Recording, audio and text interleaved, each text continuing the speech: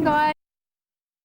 Annual Champ Car trip down under takes the teams to Surfers Paradise during springtime. The Gold Coast is a holiday haven where everyone is out for a good time. But this weekend, all eyes will be on the battle for the championship. Montoya versus Franchitti, Team Chip Ganassi against Team Green. And just 13 points separate them after 18 races this season. It could all be settled right here on the streets of Eastern Australia.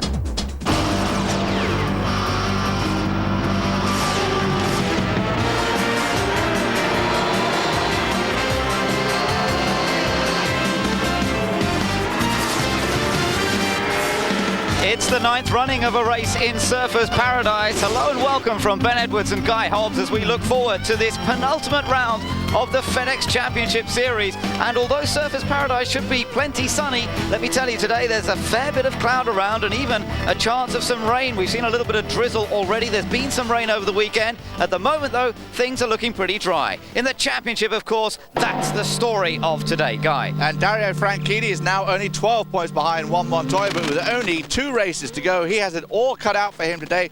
Dario needs to stay out in front and get that bonus point for leading as well.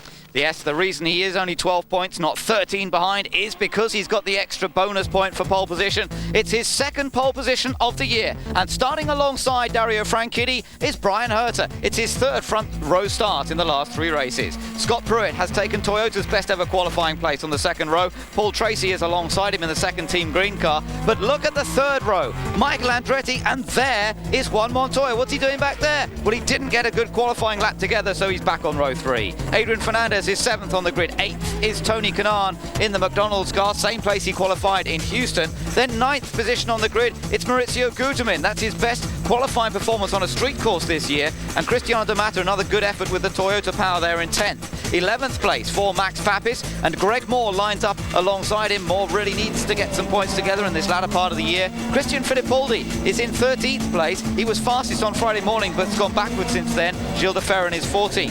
15th place and making his 50th Champ Car start here today is Patrick Carpentier. Helio Castroneves is the fastest Lola in 16th place. And way down in 17th place is Jimmy Vasser, a former winner on this track, but having all sorts of troubles this weekend again. Michel Jourdain is alongside him. Jan Magnussen is 19th on the grid, and alongside him is the second Walker Racing entry of Naoki Hattori. 21st on the grid, Mimo Gidley. And alongside him, a man who's gone well here in the past, Robbie Gordon, and in fact he was one of the fastest in the warm-up this morning. 23rd on the grid, Mark Blundell. He had all sorts of troubles in qualifying, but he was the fastest in the warm-up this morning. Richie Hearn is alongside him. Andrea Montermini next up in the Eagle, and alongside him is the Penske of Alonso Jr. It's the last row but one. There's the last row of all. Walter Sales on his own, and he's back this weekend driving for the Bettenhausen team. So a slightly unusual change around there. Shigeaki Hattori had been driving for Bettenhausen. Walter Sales makes his return. Now then, Guy, we're just taking a look at some of the on-board cameras, but let's first of all take a look at the track itself. A very demanding track, 12 turns. If the temperatures stay warm, it's going to be a big workout for these guys. Most of the turns are to the left. There's 3 tight little chicanes and a couple of second gear corners. Not a great place for overtaking. Top speed's about 190, slower speed's about 40. And there's to take a little look at the track itself. A number of places where if there's an accident in the middle or a spin in the middle, it can cause all sorts of difficulties. We've seen it in the past where you get these traffic jams building up, and let's hope that doesn't happen too much here today. There is Franchitti. As you can see from our race analysis, the lap that he set in qualifying, a new track record, and even he was surprised by the margin. It was all done in the last few moments of that qualifying session. Today they have 65 laps in which to try and thread their way through the curbs, using the curbs to a certain extent, but hopefully not too much. Don't want to bounce around too much because it can throw you into the wall. If you take a look at some of the onboard cameras, that was Montoya before, now Michael Andretti. We've also got cameras with Richie Hearn today, Tony Kanaan and Adrian Fernandez. We'll give you some great shots from them. You mentioned threading the needle and doing it 65 times. They've got to do it, and they've got to make 2 pit stops in the middle, somewhere around about lap 20. And of course, the other thing is Dario's got to stay out front and get the most points he can. Here we take a look at the Dario scenario, what he has to do and what if one does what he does. Yes, now this is if Dario must stay in the championship battle, basically, to keep it going until the final round in Fontana. If Montoya finishes first, etc., Dario must finish fourth. You can see the positions for yourself. Basically, if Montoya comes away from this race with 10 points more than or scores 10 points more in this race than Dario, he wraps up the championship. Because remember, there are 22 points on offer. If you win the race, you get the pole and you lead most laps. So as long as Montoya has a 22-point advantage leaving this race, then of course he is the new champion. Now you can see the cars beginning to get into position. This is up through the last couple of corners, going through turn 11 here, turn 12. Now as they come out of here, they will get alongside with one another. 2x2 start as normal as we get ready for the start. Been some controversies in the last couple of races on the starts, and Jim Swintal, the flagman, could be tricky to get a clean start here. Well, let's see if it is. Dario Franchitti accelerates away, but Herta's left behind. Surely this will be yellow, but it's green.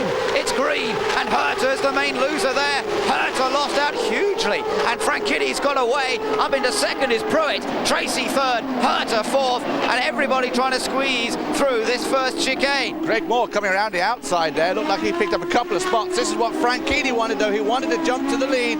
It's hard to overtake, and now he wants to run away, leave Montoya, who dropped the position to Fernandez.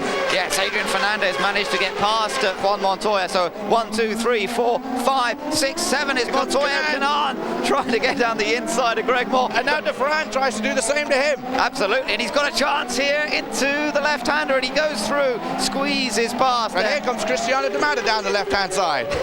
It's all change at the moment, isn't it? As they jockey for position out of turn number 4 and into the next chicane, the left-right at turn 5 and 6, and Cristiano De Mata didn't quite manage to get past Tony Kanaan. But look at that dust or smoke being thrown up from the back of Gugelmin's car there. It is smoke, and it looks as though Gugelmin is in big trouble on the opening lap. Maurizio Gugelmin in the Pac West car started in 9th place, but it doesn't look as though he's going to be able to hold on to that much longer, unless that's just a very full oil tank or something like that. But that looks pretty serious to me.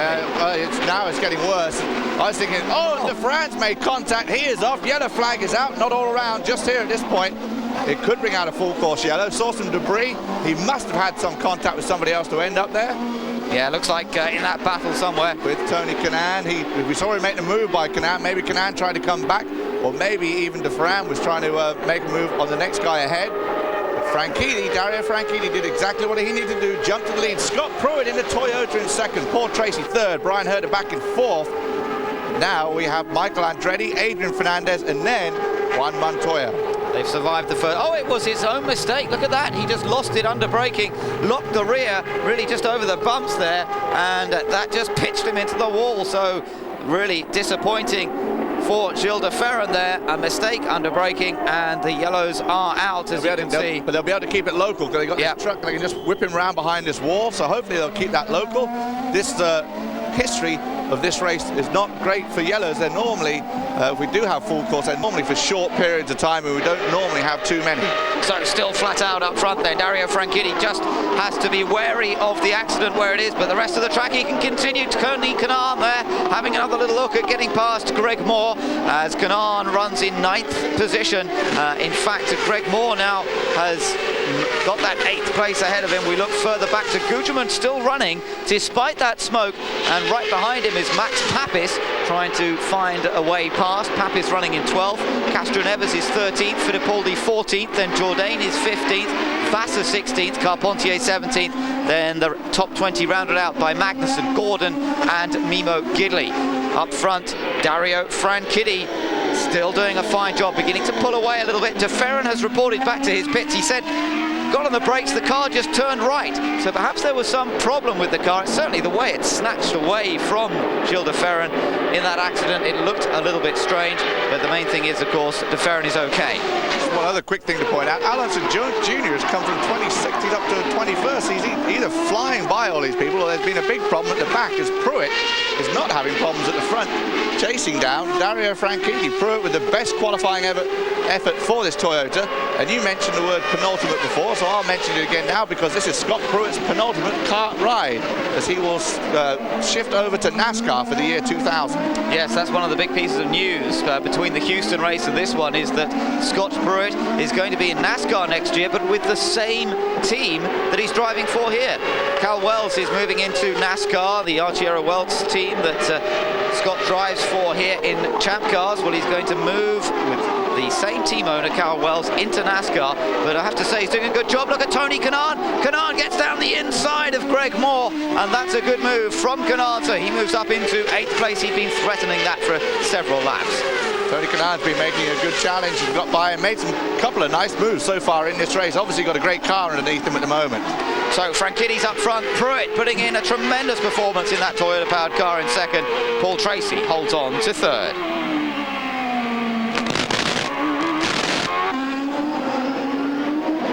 So just 2 laps completed so far. The 3/4 of a second was the gap between Franchitti and Pruitt on that initial lap when the second lap when they crossed over the line. As we take a look back now from Tony Kanaan's car, looking back at Greg Moore, and you can see that he's managed to pull away pretty quickly. And in fact, Cristiano De Mata now looks to be applying the pressure to the back of the Forsyth Racing machine of Greg Moore. You just saw them just out of shot. There's Andretti going through the picture. Fernandez coming through. There's Montoya.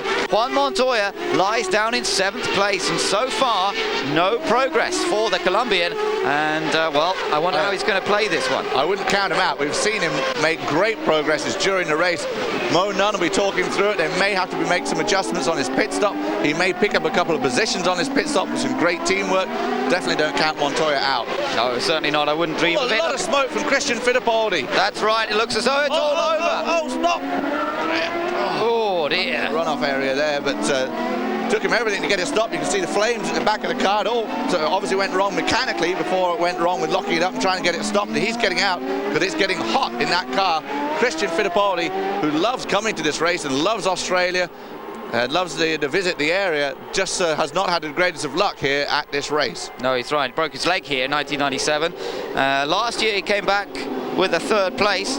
So that was pretty impressive, but he certainly, although he sat out many races this year because of the accident he suffered at Gateway earlier this year, this will actually be his first non-finish as such of a race that he's entered. So of the 13 races he's completed in, he has only not completed 2 laps in those 13 races.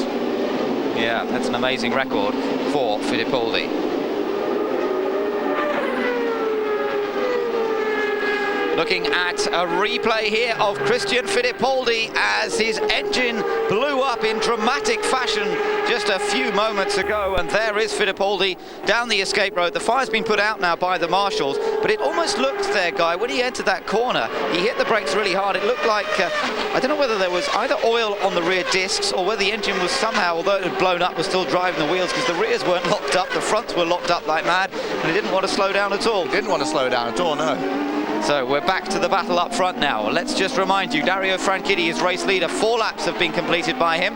His advantage over Scott Pruitt was 1.1 seconds last time around, and last lap was pretty fast from Franchitti. He was some 0.3 of a second faster than Scott Pruitt on that last lap. So he's just beginning to pull away slightly. This is really where the battles are occurring. Look at this. He had the front brakes locked up, but the rears are still powering heavily. Yeah, the rears still seem to be turning and really didn't seem to be slowing the car down that much. Now, whether the blown engine or transmission or whatever had gone on there, I mean, it could have been a transmission fault of some sort. It didn't seem to be allowing the rears to lock up. So very strange incident there as Fittipaldi went down the escape road. But what about this? Franchitti just beginning to pull away a bit now. Starting to pull away a bit from Scott Pruitt, which is going to help him build that buffer zone. Poor Tracy unable to catch Scott Pruitt at this point. But the other important thing to see is that Tony Kanaan is gaining on Montoya, and we may see Tony Kanaan making a move on Montoya in just a second.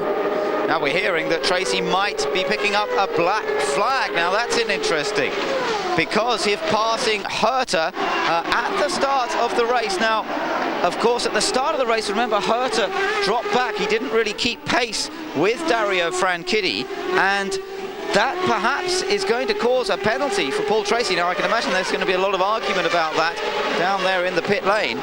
Paul Tracy, I would bet that right now that is being argued over the radio with the officials, and they are probably going to, we haven't seen the black flag yet, but we're going to wait, and Tracy is going to stay out as long as he can to see if that decision is overruled, because the rule is you can't overtake before you get to the line, and he may have just pipped him at the line, and that's where they're saying he shouldn't have overtaken. That's right, and remember, it was Tracy who was behind Herter, because Tracy was on the second row. It was Franchitti and Herter on the front row together, Pruitt and Tracy on the second row, and so that's really what they're looking at the moment. Barry Green is probably arguing quite heavily at this point against that, and they'll probably wait and see maybe if they can see a replay before they can black flag him. As we look at one Montoya on board, chasing down Michael Andretti. Here's a replay of the start. Let's take a look at the start again. Franchitti gets away very quickly. Pruitt goes past Herter, and Tracy going past Herter. By the time they get to the line, there's no doubt that Tracy is past Herter. But, well, interesting that one. Of course, Pruitt was as well, but then Pruitt was on the other side. He was behind Dario Franchitti, so perhaps they can argue that Pruitt was just following the leader on that side of the grid, as it were. Meanwhile, look at this great battle between Montoya and Andretti. This is good close stuff. This is what we want to see. And Montoya down in 7th place now, really beginning to put a charge on Michael down towards the chicane. It's narrow down here. There's not much space. Montoya trying to go around the outside, and he does it. He goes around the outside of Andretti. Andretti certainly drove well there to give him the room, and now Kanaan trying to get past as well. And Andretti seems to have dropped off the pace in the last couple of laps, or this last lap in particular, and what a great move that was from Montoya. Andretti has dropped off the pace a little bit, and that's why before I mentioned that Kanaan was catching up on Montoya, and the whole reason Kanaan was catching is because Montoya was getting stuck behind Andretti. Now he's got by Andretti, watch him go, and Kanaan knows that. That's why he's trying to make this move as quick as he can, and Montoya picks up another key position in that championship and on the points battle, keeping himself close to Dario Franchitti, with Dario in the lead. Kanaan again thinking about passing Michael, but it doesn't happen. And of course, Michael Andretti engaged in his own personal battle for 3rd place in the championship with Paul Tracy. At the moment, Michael lies in 4th place on 141 points. Let's just take another look at the start here. Franchitti and Pruitt getting away on that row, but of course Tracy dived out from behind Herter because Herter was so slow and moved into the other row, as it were. Tracy completely changed lanes, and moved over. Not convinced he's actually allowed to change lanes completely until after they get past that start-finish line. That's right, and I think that's what they're all arguing about at the moment. Then again, if Herter is so slow that it's going to hold him back that much, you could argue that he was going to hit Herter, and in fact he came pretty close to it. You could see it was a very sudden jink to get out of the way. And that's why I'm amazed they even got a green flag after the controversy we've had the last couple of races, and that was long before the start line. Yes, that does seem very odd, I agree. Now look at Tony Kanaan. Well, he thought about braking later, but Michael was very late in the brakes, hit the curb hard there though. Michael Andretti, that didn't lose him much time though. That's pretty impressive. I thought that he was going to lose a fair bit by hitting it that hard, but around this track, it's part of the nature of this track that you really do run over the curbs, you do hit them hard. That's how you get a quick lap here, and exactly that, you can see that from Michael Andretti as we watch from these great onboard pictures with Tony Kanaan. But Andretti definitely holding up this little group of cars. 1 minute 39.0 was his last lap, and meanwhile Dario Franchitti a 1 minute 36.8 on that last lap as he continues to pull away, and the same for up front. The same for Montoya, who went by Michael Andretti that last lap. He did a 1:36.2, so 3 seconds. Big difference. That's right. Well, it was a great move of Montoya, but as I say, Andretti gave him the place in the end. He could easily have made contact with Montoya, but it wouldn't have done them any good, neither of them any good. Fairly brave passing manoeuvre from Montoya, given the championship situation, of course. He put himself in a position where Andretti could have knocked him off, and that could have left Franchitti out in front to earn a maximum score, and could have potentially have left Montoya with nothing. There is Montermini. He's just being pushed back into the fray. That's good news. So that, again, no full course caution. Andrea Montermini in the Eagle chassis, and strong rumours at the moment, Guy, that this car, the Eagle, may have Ford power next year. Ford power next year is the big rumour, which is quite strange because Dan Gurney has been with Toyota for so many years and won a lot of championships with Toyota. But if they do get the Ford, and this Eagle chassis is supposed to be very good, I think they could be very competitive in the year 2000. Well, Also potential of using Firestone tyres as opposed to the Goodyears. Here's a replay of what happened to Montermini. Well, he was already spinning as he came into the camera's view and stopped right on the apex. Now, just as well that... how did Hattori get through there? Unbelievable. He just rolled that fraction enough to be able to avoid it, but you could see he was almost expecting to be hit at that point. 8 laps have been completed. Franchitti just pulling away slightly up front.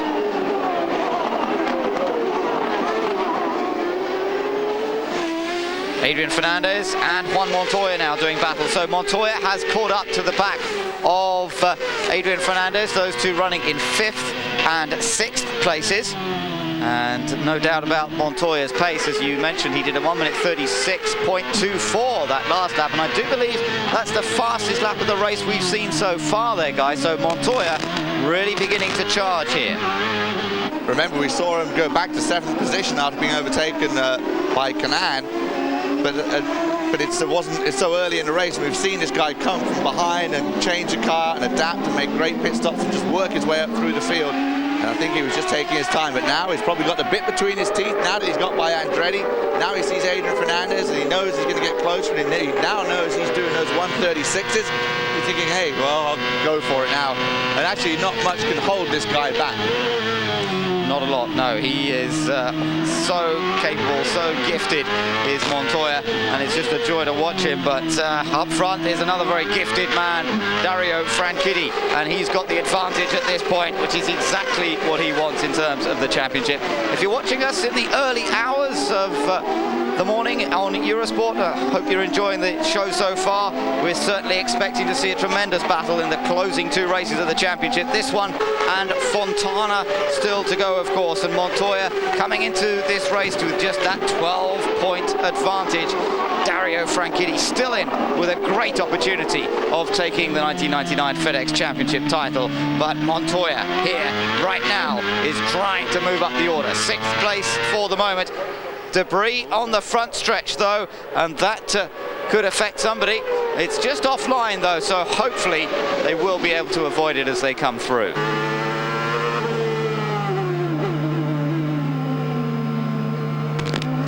On board with Adrian Fernandez, his mirrors being filled at the moment by Juan Montoya as these two battle over 5th position. Dario Franchitti up front has now completed 9 laps. His advantage over Scott Pruitt actually hasn't extended much. I thought he was beginning to pull away, but on that last lap, Pruitt put in a faster lap than Franchitti, and so the gap between the top two still only 1.1 seconds. Tracy is in 3rd, then Herta is in 4th place, and there we see in 5th place this man, Adrian Fernandez, still struggling with that damaged wrist, remember, and by having to bang it over the curbs here in Australia, he's finding it a bit tough this weekend. By all reports, Adrian is getting beaten up pretty badly in the car. By the way, the fact that you do have to run over these curbs, and of course that just shudders the wheel, the steering wheel, and his wrist, which still is in a car, not a cast, but like a support, and he is getting beaten up. You can see there, as you see his hands, that wasn't over one of the chicanes, but when he runs over the curbs, you'll just see how much shake and bounce there is. There's plenty of shake and bounce just on the roads anyway, but when they run, they clip these apexes on these little chicanes, it really gives it a nasty jolt. Paul Tracy, the winner of the last race in Houston, he's running in 3rd place, as you can see. I have to say I'm so impressed with the speed being shown by Scott Pruitt at the moment, though in 2nd position, remember, in the Arciero Wells car. This is a performance that we haven't really seen from a Toyota-powered car, particularly on a street course or a road course. We've seen them running quite well up on the ovals, particularly courtesy of Cristiano De Mata this year, who was 4th at Nazareth earlier on. But to run this well on a street course, that really is a sign of the progress that Toyota have made over the last year or so. This is going to be really encouraging for Toyota to do this on the street course. And you can noticeably hear how much higher they're revving. They are revving at the same height as the Hondas coming down the front straightaway, and both of them are noticeably higher than the Ford and the Mercedes. As we look back on Paul Tracy, because we've had it confirmed that he is going to get black flag for that start. So that's going to hurt Paul Tracy. It's going to help Juan Montoya. Yes, that's right. It's going to move Montoya up another position, and it's also going to hurt Paul in that battle for third place with Michael Andretti in the championship, because Michael Andretti, although he's dropped to place to Montoya, he's still running in 7th position, and these two... And the fact that we're talking about Tracy even fighting for third in the championship surprises me, because don't forget he sat out Miami. He had to skip one race, and then he did and had a couple of bad results, and then it caused some problems, and then suddenly he's been really good and just scoring points like mad the last few races. Yeah, he's been one of the stars of the latter part of the season, there's no doubt about that. There's another one, actually. Brian Herta's had a good run in the last few races, winner of Laguna Seca, putting it on the front row in the last 3 races, but still nobody knows if he's got a drive sorted out for next year. He's been talking to just about everybody in the pit lane. He's been connected particularly with Patrick Racing, but nothing definite there yet, and Moreno's very much in the frame there at Patrick Racing. Arciero Wells, we know now that Scott Pruitt is going off to NASCAR, and his seat will need to be filled, so again, that's another possibility for Brian Herta, but as yet, no confirmation. And the other thing with that Arciero Wells team is it's still not confirmed whether that's going to be Arciero Wells next year or whether it will become Arciero and a separate team, Cal Wells, which could create 4 seats if they went 2-car teams each, or however that, it works. They'd probably just do 2. Here comes Paul Tracy into the pits right now. Keep it under the speed limit, Paul. Don't come in too fast. You'll get another black flag. This one, he's going to lift his visor up. You'll hear the rev limiter as he passes through pit lane. I don't think they're going to make him stop. They're just going to make him do a drive-through. But driving through pit lane, there you see it. He's very unhappy at 60 miles an hour. Everybody else is doing 200 and whatever by you. Cristiano D'Amato just went by. I saw that. So that puts him in about 10th position now as he pulls out. But of course, he's going to get back up to speed. He comes out just ahead of Papis. Max Papis, pardon me, yeah, sorry. Yeah, so Pappy, you're absolutely right. I think that does put him in 10th place. So there is Paul Tracy now with an awful lot of work to do from back there. But as you say, he's been really on top form in the last few races. So let's see whether Tracy can recover some of that lost ground. Sadly, we don't have the radio communication with Paul Tracy this weekend. I would have quite liked to have listened to that. And that would have been an interesting conversation. But amazing that he only lost 7 positions in a slow drive-through in pit lane, which of course is the fastest part of the track for the other guys. And a fairly early part of the race. Only 12 laps completed. Frank Kitty up front, Pruitt second, Herta in third, Fernandez fourth.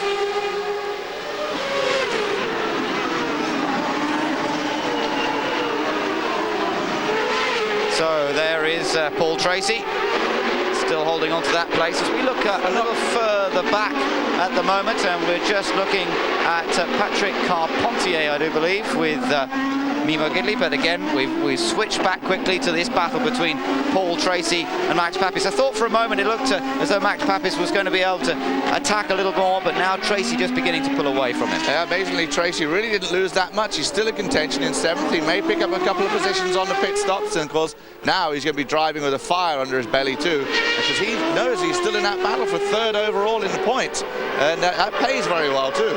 It does, that's right, absolutely.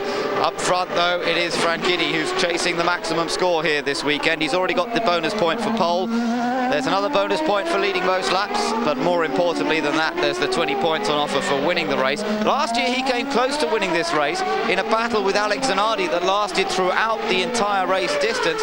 Frank Kitty had the early advantage. He started on pole, he led the early part of the race. Zanardi got in front on the pit stops. Again, Zanardi just doing it beautifully, closing up behind Frank Kitty before the first pit stop, getting slightly better service in the pits, coming out in front, and then after that, although Frank Kitty got close on several occasions, he never quite found a way past. But it is a track that Frank Kitty enjoys. He loves being out in Australia. He can get a decent cup of tea here. He loves being in Australia. And Branston Pickle. Absolutely, and he is out in front at the moment. Pruitt in 2nd place, and now of course it's this man, Brian Herta, who's in 3rd. But you mentioned Frank Kitty. We've never had a repeat winner here at the Australian race, but we've also only had 2 guys get their first wins here at Australia, John Andretti and Nigel Mansell.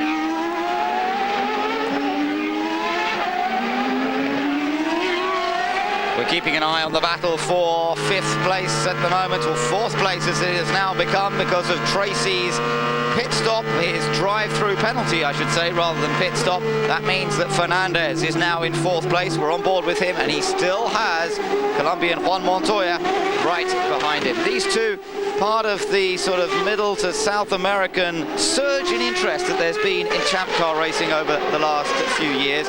Tremendous support in Mexico for Adrian Fernandez. He's a national hero there, but Juan Montoya in Colombia, he really is a national hero. Motorsport has become so important to them since his success in Formula 3000 last year and now in champ car racing, and he's been the equivalent of being knighted now in Colombia as Juan Montoya. He is such a star there. And of course the other thing, in the other South American countries such as Brazil, where we have a lot of drivers coming from, they of course still have Brazilian drivers up in Formula 1, and of course they have the soccer, which is still the #1 thing. But the Colombian, you know, that it's not such a major, well, it is a major deal, but it's not quite such a major deal as the Brazilian soccer. So for one Colombian sporting star to come out is amazing. So now he is just revered in Colombia. He was just down there doing some charity work and getting an award, and just headlines and headlines on the guy in Colombia. That's right, and fully deserved too, with like Eliseo Salazar in Chile. I mean, he commands his own television market there just for the one guy racing. It's incredible, but it's, as I say, well deserved with the success that Montoya's had. You know, we talk about the international flavour of the Champ Car Series, and don't forget that they have what they call the Nations Cup, the competition between nationalities within the competition. It's not as important as perhaps the Drivers' Championship or the Manufacturers' Championship, but it's an interesting thing to keep track of, and at the moment Brazil is actually leading the Nations Cup. Canada second by only 7 points, then just 1 point behind them, the United States, and then not too far off, Colombia and Scotland, thanks to their single representative in terms of Montoya and Franchitti. Montoya's got all of the Colombia's 200 points. Franchitti's got all of Scotland's 187. USA with 241 points, trailing Canada at 242 for Brazil, but with about 6 people out there racing for them with 249. That, though, is the only championship within all the championship, such as the manufacturers and the constructors and the rookie. That is the only one that is as yet undecided. The only one, as well as the drivers, of course. And the drivers, sorry, pardon me. Still got to sort out the big one, the main title. What battle will be between Montoya and Franchitti all season. We're still keeping an eye on this individual battle at the moment between Fernandez and Juan Montoya as they blast through that quick chicane, then hard on the brakes again. There's something like 38 gear changes over 1 lap of this Surfers Paradise course. Let's go down to the pits now and hear from Christian Fittipaldi.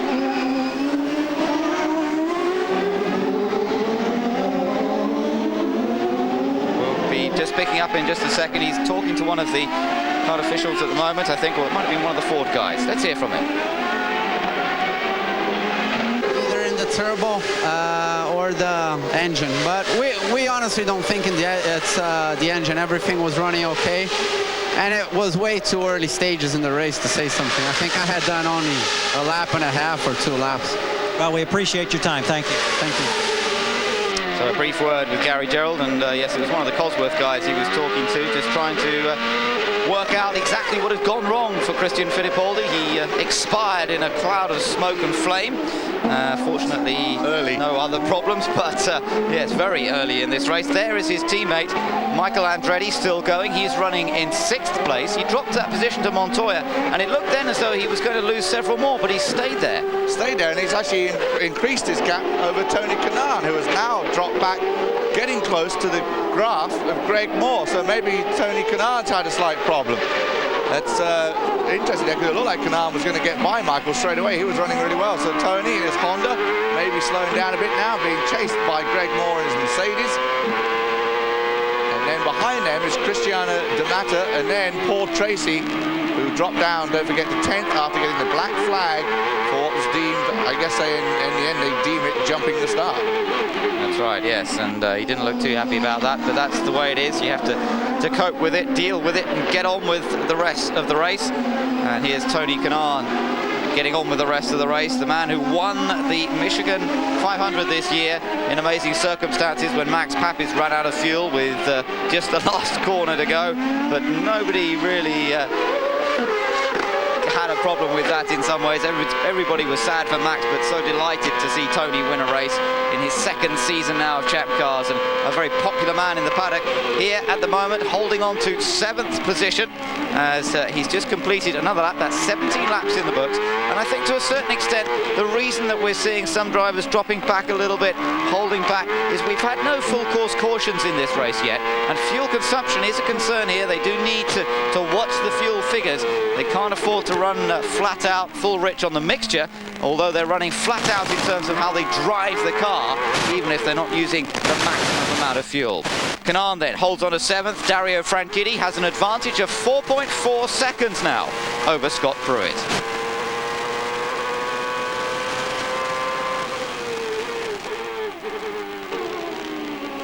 Continuing around the lap with Tony Kanaan, good opportunity for us to watch the onboard view here and to really see how much use they make of the curbs. It is an important part of it all. Down by the beach through this sort of double chicane here. That's turn number 7, and then heading along hard on the brakes down to 2nd gear into turn number 8. This is the nasty little left-hander. Interesting just to note that last lap, Ben, as we take this lap with Tony Kanaan, that the top 3 guys, Dario Franchitti was fastest, and he's got an empty track in front of him. 2nd fastest was Juan Montoya, battling for the championship, and 3rd fastest was Paul Tracy, trying to come back up through the field after that penalty. And Tony Kanaan is having a good lap right now, running very quick here, running down the main straightaway, the Pacific Highway, past the pit area there, and then down into that first chicane, down through the gears. And there you see Moore right behind him. Back up through the gears, coming up on the 2nd chicane, turn number 2. Great onboard pictures, aren't they? Again, you can really just see the amount of work involved at this track, and once again you can see the huge crowd that line either side of this track as we take a left down View Avenue. Reason being, you can see the ocean down there, and then take another left on the Esplanade. Of course, there's the beach off to the right, the beautiful ocean, the surfers, and Surfers Paradise, where you're watching the kart FedEx Series, and Tony Kanaan being chased by Greg Moore right behind him in the players' Forsyth entry. And the weather's taken a turn for the better as well, which is good news. There's a lot of cloud around earlier, a little bit of drizzle, but as you can see, quite a lot of blue skies and sunshine, and that certainly makes the job easier for the drivers on a track of this nature. The view back from Tony Kanaan's car, then looking at Greg Moore, 7th and 8th, these two, as 18 laps have been completed of round 19 of the FedEx Championship Series from Australia. There's Paul Tracy, desperately trying to make up some of that lost ground through the penalty he had to serve, the drive-through penalty. He was running in 3rd place earlier in this race. He's now down in 10th place, and he's caught up behind Cristiano D'Amata and Greg Moore and Tony Kanaan, that group of cars that we've just been watching now. Do you think Paul Tracy can somehow find a way past these cars, or is he going to have to tread a little carefully at the moment, think about fuel consumption and not take too many risks? To continue the history of the Team Cool Green team of 1-2 finishes on the street courses, Paul Tracy's got a lot of work to do. But yet, we still have that round of pit stops. Every saying one about these pit stops, because we've seen a lot of overtaking in the pits, particularly this year, and the crews have really been working on them. You're looking at how far behind the leader he has been over the last few laps. As you saw, he kept it fairly steady. In fact, you can see he was lapping at about the same lap time as Franchitti, but that was until he got caught up behind this lot. And now, of course, he's having to lap at much their pace until he can find a way past, and therefore he is now dropping away in terms of time from race leader Dario Franchitti. Has a little look to the middle of the road, but no serious attempt to overtake at the moment.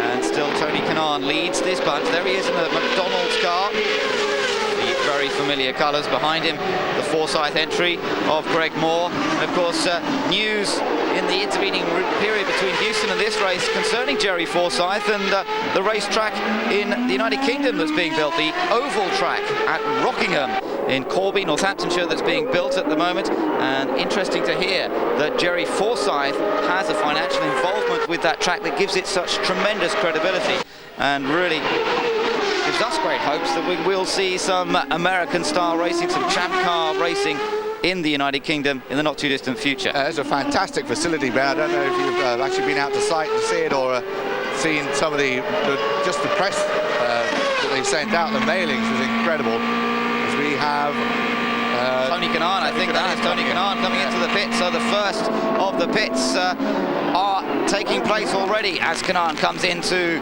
the Forsyth. This also Forsyth team, a little of course. early, lap 20, maybe a little early. It may be, but I think that in terms of fuel, he has to do that. But it does mean, of course, if it runs green to the end, that he may well have to make a third pit stop to get through this race cleanly. The other great thing about coming in early, although you do take that gamble of having to come in, you come in with an empty pit box. You don't have to deal with wheels, other people and other mechanics running around, because these are very narrow pit boxes here in Australia as well. So that's one thing to come in on your own like that. There's Richie Hearn. He's been in, made his pit stop, back out.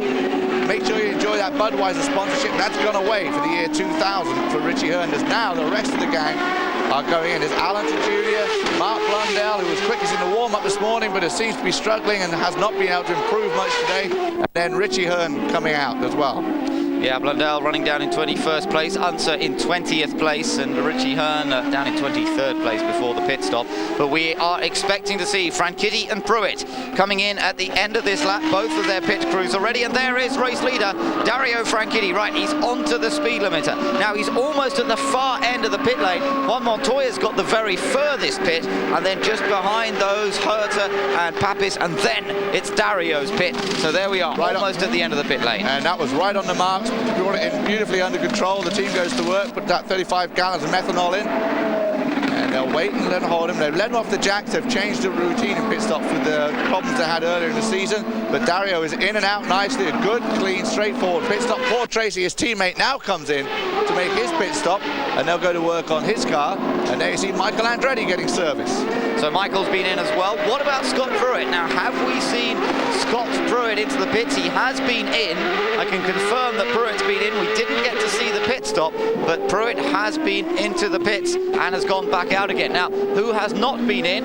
Brian Herta hasn't been in yet, nor has Fernandez, and nor has Juan Montoya as yet. So let's wait and see. And into the tyre barrier, that's one of the Forsyth cars. Is it Carpentier or is it more? It is Carpentier. Yes, Patrick Carpentier. And oh dear, the French-Canadian. If they can get him away under local yellow cleanly, it'll be great. If not, if they have to go full course yellow, and Montoya and Herta and Fernandez have not pitted, now here is Pasquale Salas in the Bettenhausen car. That's unusual colours, unusual driver in that car, and no sponsorship at all on that car. Look at this, Carpentier locked it up, trying to get past Michel Jourdain, I think that was, he was trying to get past. Underneath him down the left-hander, and then neither one made it through. No, Jourdain was able to continue. Obviously, Carpentier should be able to go back out. And don't see too much damage to that front suspension. There's Pruitt coming by. Richie Hearn stopped on the track, and Montoya into the pits. Montoya into the pits for his scheduled stop then. Fernandez has not come in yet. So it looks like Fernandez is trying to get one more lap on his fuel. And let's see whether he manages it or not. The tyres come off Montoya's car. The new set goes on, but of course it's the fueling that takes time. It's not pressure-fed, the fueling in Champ Car racing, unlike in Formula 1. And Herta gets out. Of course, Herta came in at the same time. He was ahead of Montoya anyway. Oh, and Herta locks up into the first chicane. Cold tyres. No tyre warmers allowed in Champ Cars, and that very nearly caught out Brian Herta. And here comes Scott Pruitt trying to get them. He's on hot tyres. He's had a lap already on those tyres. These two are both on cold tyres. Pruitt's going to make a move in his Toyota. Now is the time to do it. Here he goes down the inside of Montoya. Outside of Montoya, he's trying, and Montoya was blocking him a little bit, and he has to be cautious about that because they'll get into trouble for blocking. And now Pruitt is getting really angry about Montoya blocking the line there. Montoya desperately trying to defend because, of course, this is for position. Pruitt was in second place before the pit stop, so Pruitt's lost out to both of these two, Herta and Montoya. So Montoya's gained a lot in that first round of pit stops, and that's why he's being so forceful in keeping Pruitt behind him. But he has got to watch out, because I know that Wally Dallenbach has been very keen on looking at blocking. They can move once, which is all that Montoya did on that second run. In fact, he only moved to once. Oh, Alonso Jr. in trouble. Alonso Jr. retiring, and it looks as though his Penske career, which is drawing to an end just one more race to go with Penske at Fontana, and it looks like it's going to end here in Australia in a disappointing way. There's Fernandez, the last of the front runners to stop. Now then, can he get out in front of Herta, Montoya, and the others? We're waiting for them to come around. Frankitti's coming through. Frankitti's just gone across the line in the lead, and Fernandez rejoins the fray. Now, will he get out in front of Herta and Montoya and that little group of cars? Yes, he does. Fernandez rejoins in second. Great stop, but he's on cold tyres, so now it's the same problem. Now he's going to have to block like Montoya did until he gets the heat in his tyres. It'll take him at least half a lap. And here comes Herta. Watch Fernandez do the blocking this time. Absolutely. He's trying to keep Herta behind him. The road curves there, so it's very difficult to determine. Under yellow. Herta overtakes under yellow. Yes, it was under yellow, and so does Montoya. Montoya goes past as well. And now Fernandez is trying to block Pruitt's progress. He does manage to. But what about that yellow flag? Now, that is interesting. That's got to be a penalty. You are not allowed to overtake under a local yellow. It was quite clearly displayed. They went by, there was no yellow, surprisingly, where Alonso Jr. was standing in the middle of the track next to his car. There was a green flag there, and there's another yellow we're seeing. That might be Pruitt is overtaking full course. Pruitt trying under yellow. It's a full course yellow, that's why.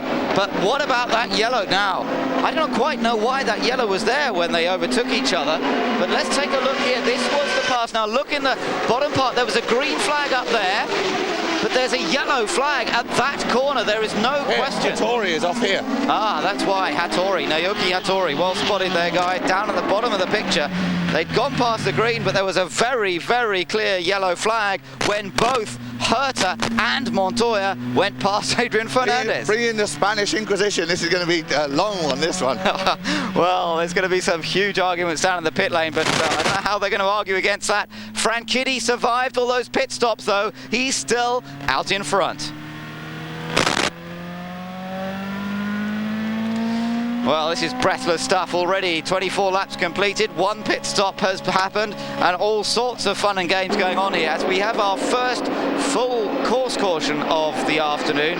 Dario Franchitti leads this race and is so far out of the trouble that everyone else seems to be getting themselves into behind, because Brian Herta and Juan Montoya went past Adrian Fernandez where there was a yellow flag. Montoya followed Brian Herta. Herta was the one to go past Fernandez. Fernandez was busy trying to keep them behind as he rejoined after his pit stop. And, well, that I'm sure is going to see some penalties being handed out over the next few laps. Of course, the penalties cannot be taken or won't be taken until the course goes green anyway, because if it's a drive-through penalty, there's not a great deal of point in giving it under yellow because you won't lose much. So they wait until the track goes green before imposing the penalty. What they might do, just to make it simple on everyone, look at the lead Franchitti had there. What they might do, just to simple things up, is while under this yellow, make Montoya and Herta just drop back in line behind Fernandez and say that's how it was before we went full course yellow. Maybe you didn't see the yellow, maybe you didn't. I mean, that might be one way of doing it. Normally, for overtaking under the yellow, there's a drive-through penalty through the pit lane, or you get a time penalty. But they definitely overtook under yellow. As we take a look on board of Richie Hearn, whose day is done down in Australia. A short day for him. He made his pit stop. He pulled out off the pits. Went out and did about half a lap and then just pulled the car to a halt. Then Hattori had his problems. Then Alonso Jr. had his problem, making one of his last races for Roger Penske. And then Hattori brought out, well, with all those cars out there, it brought out the full course yellow. So fun and games indeed, and lots of retirements early in this race. The onboard picture with Juan Montoya going slowly because the pace car still out on track. 24 laps have been completed, and the picture breaking up a little bit, but generally it's been showing us well. Now, here's what happened on the pit-in, pit-out situation. Franchitti went in the lead, he's come out in the lead, but behind him it's all changed. Pruitt was second, he's now fifth. Herta was third, moved up to second, but that was after he passed Fernandez, remember? And we still think that looked as though it was under yellow flags. We haven't heard anything yet as to any penalty that might be imposed. Montoya moved up from fifth to third. So if things stay as they are, Montoya gained hugely there and now lies just with one car between himself and Franchitti. But what is going to happen about any potential penalties, we're yet to find out. And Montoya had that terrific block, which I think will be allowed because it was one consistent move. He didn't go one way, then back across the other side of the track. And it was just enough to hold Pruitt off, just enough for another couple of 100 yards to get enough heat in his tyres so they would be warm, because he was coming out of the pits. Pruitt had made his pit stop. There is Al Unser Jr., who has announced that he will go with Rick Gallis in year 2000 and race in the Indy 500 and possibly race in a couple of NASCAR events, including the Daytona 500. But he has said that that is confirmed because Rick Gallis, he won the Indy 500 with him back in 1992. So let's go down to the pits now. Started making some really loud noises in second gear particularly, which you use almost every turn here. And I can see some smoke coming out the back, so maybe leaking gearbox oil, and then finally it just destroyed itself. Now let's talk about Toyota. Scott Pruitt's up there running strongly in second place. You were running well this weekend. What has changed? Well, these guys have done a really good job, especially at TRD. They've worked all year and gotten the motor better and better each time we go out. And right now the engine is power-wise, it's right up there. It has a handicap in its size a little bit, but right now it's a pretty quick motor. We're not leaving losing anybody on the straights, that's for sure. All right, sorry you didn't get to use it longer. Thank you. A wonderful overhead view here of the track at Surface Paradise. You can see just how it goes right alongside the beach. You couldn't be any closer without being in the sea itself. And it is a tremendous place to come and watch. Always tremendous crowds. We've got about over 90,000 people expected to be here today. There were some 95,000 on race day last year. And in fact, they've just announced that an extension in the contract as well, that this race will be on the calendar until at least 2003. They haven't mentioned, though, when on the calendar it will be. I think it may end up going back to being a spring race, but good news to the year 2003. Yes, it's a popular circuit, this, not only with the spectators, but with the drivers as well. Dario Franchitti is our race leader, but we're still under caution. Dario. We continue our coverage here on Eurosport, and if you're watching us on British Eurosport, hello and welcome, and hope you're enjoying this race so far. We've seen some action, but for Dario Franchitti, everything going according to plan so far. Started on pole position, made an excellent getaway, got out of the possible mess that could have been behind him. But there we've got a shot of Helio Castroneves missing his cover that fits just over the top of the shock absorbers and spring units there. If anybody was wondering if he runs a monoshock, that answers the question. No, he does not. That's right. No, you can see quite clearly the two spring damper units that are mounted on the top of the monocoque chassis. Of course, the little cover is not a strength part of the chassis at all. It literally is just a very thin piece of carbon fiber that is for aerodynamics rather than for structural strength. And it won't affect Castroneves' car too much. In fact, the aerodynamics of that part of the bodywork on a street circuit really won't make very much difference. If anything, all it's going to do probably is rest the wind up a little bit as it goes towards the cockpit, probably buffet his head a little bit more as it goes down the straightaway, but it won't affect the car at all, really. Another important thing to point out, you mentioned Dario doing everything right. He's now led from the green flag up until this point, which is 26 laps. He only needs to lead about 5 more laps to get that bonus point for leading the most laps, because after that way we'll be at the halfway point and no one will be able to lead more laps. Good point, absolutely. Well, on board with Michael Andretti, and he's lying down in 6th place. His very experienced crew chief, Ed Nathman, has left the Newman Haas team, which is an interesting turn of events. He's now moved to Patrick Racing, so some crew changes going on at a late part of the season, but not the end of the season.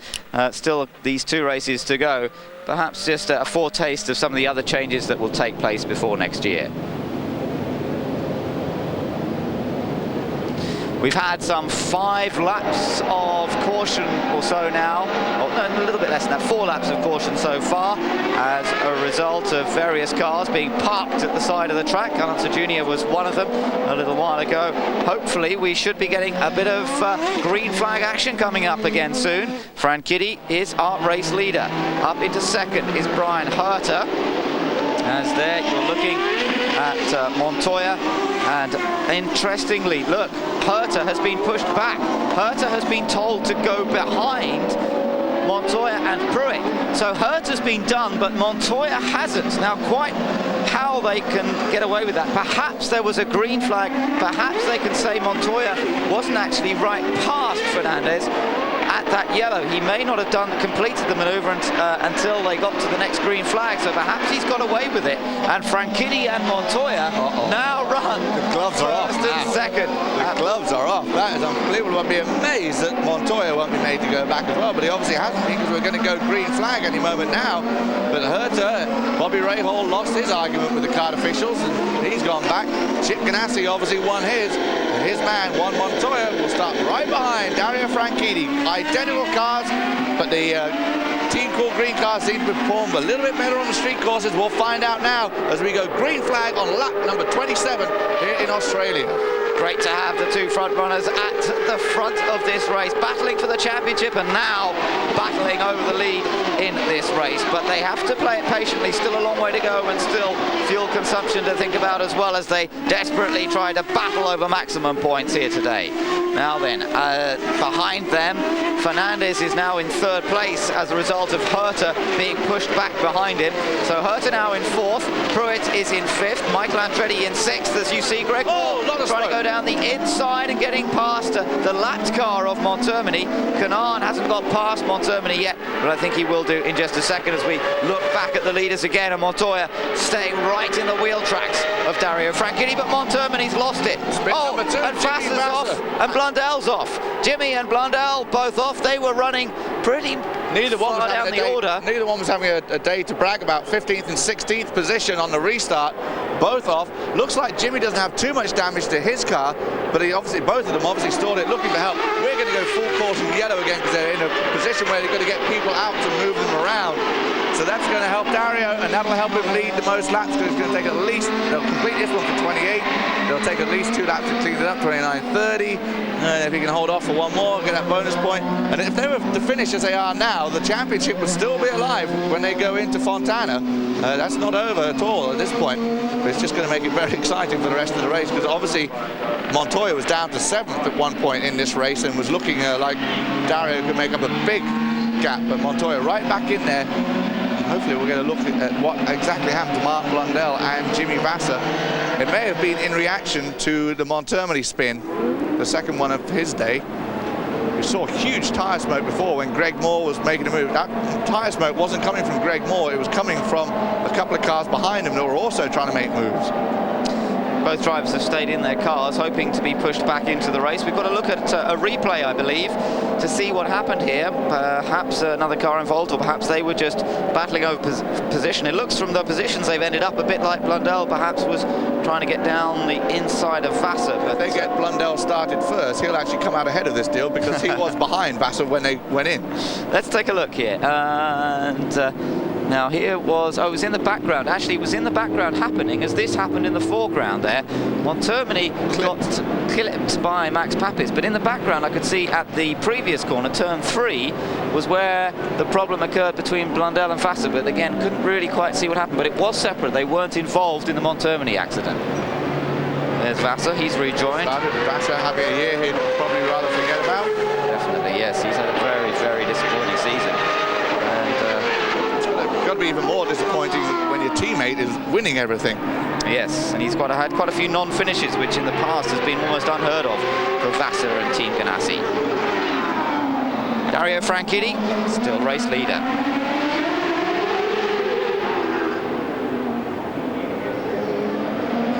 And the pace car is still out there, so still wait for the race to hot up again. What it does mean, a few more laps of caution, and they should be able to get through to the end of the race on just one more pit stop. But early in this race, we had no cautions. They had to make their pit stops on laps 20, 21. Some pushed it to lap 22.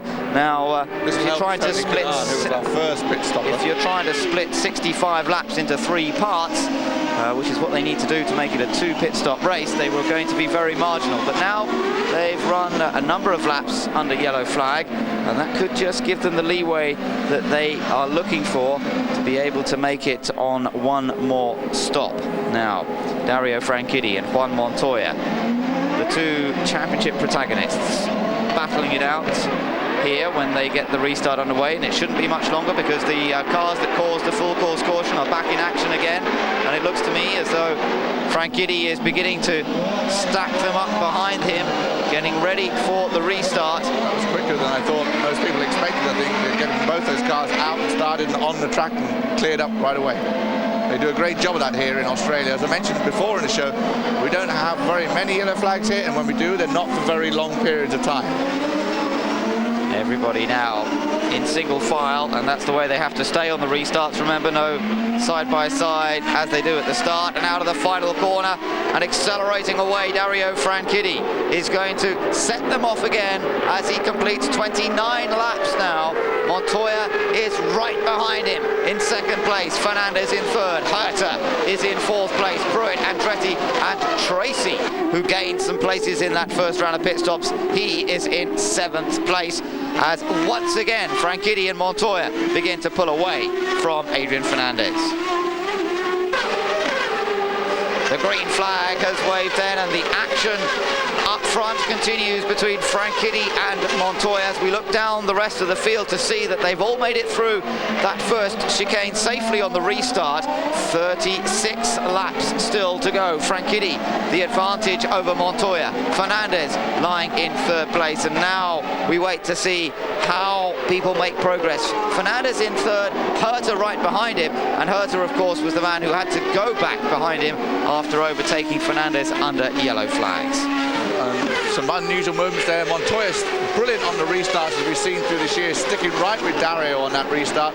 Fernandez, Herta and Pruitt having their own little battle. Greg Moore is really trying to make some progress through this field, and Paul Tracy, having dropped back to 10th, has worked his way now into 7th position, right behind used to be teammate, maybe still be friends, but Michael Andretti, who we had the incident with at Chicago, and those two are battling for the third place in points battle.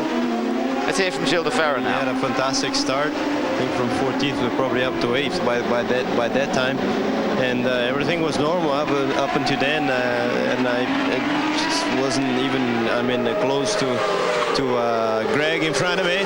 Touched the brakes and the car just turned right. I had no time to correct or anything like that.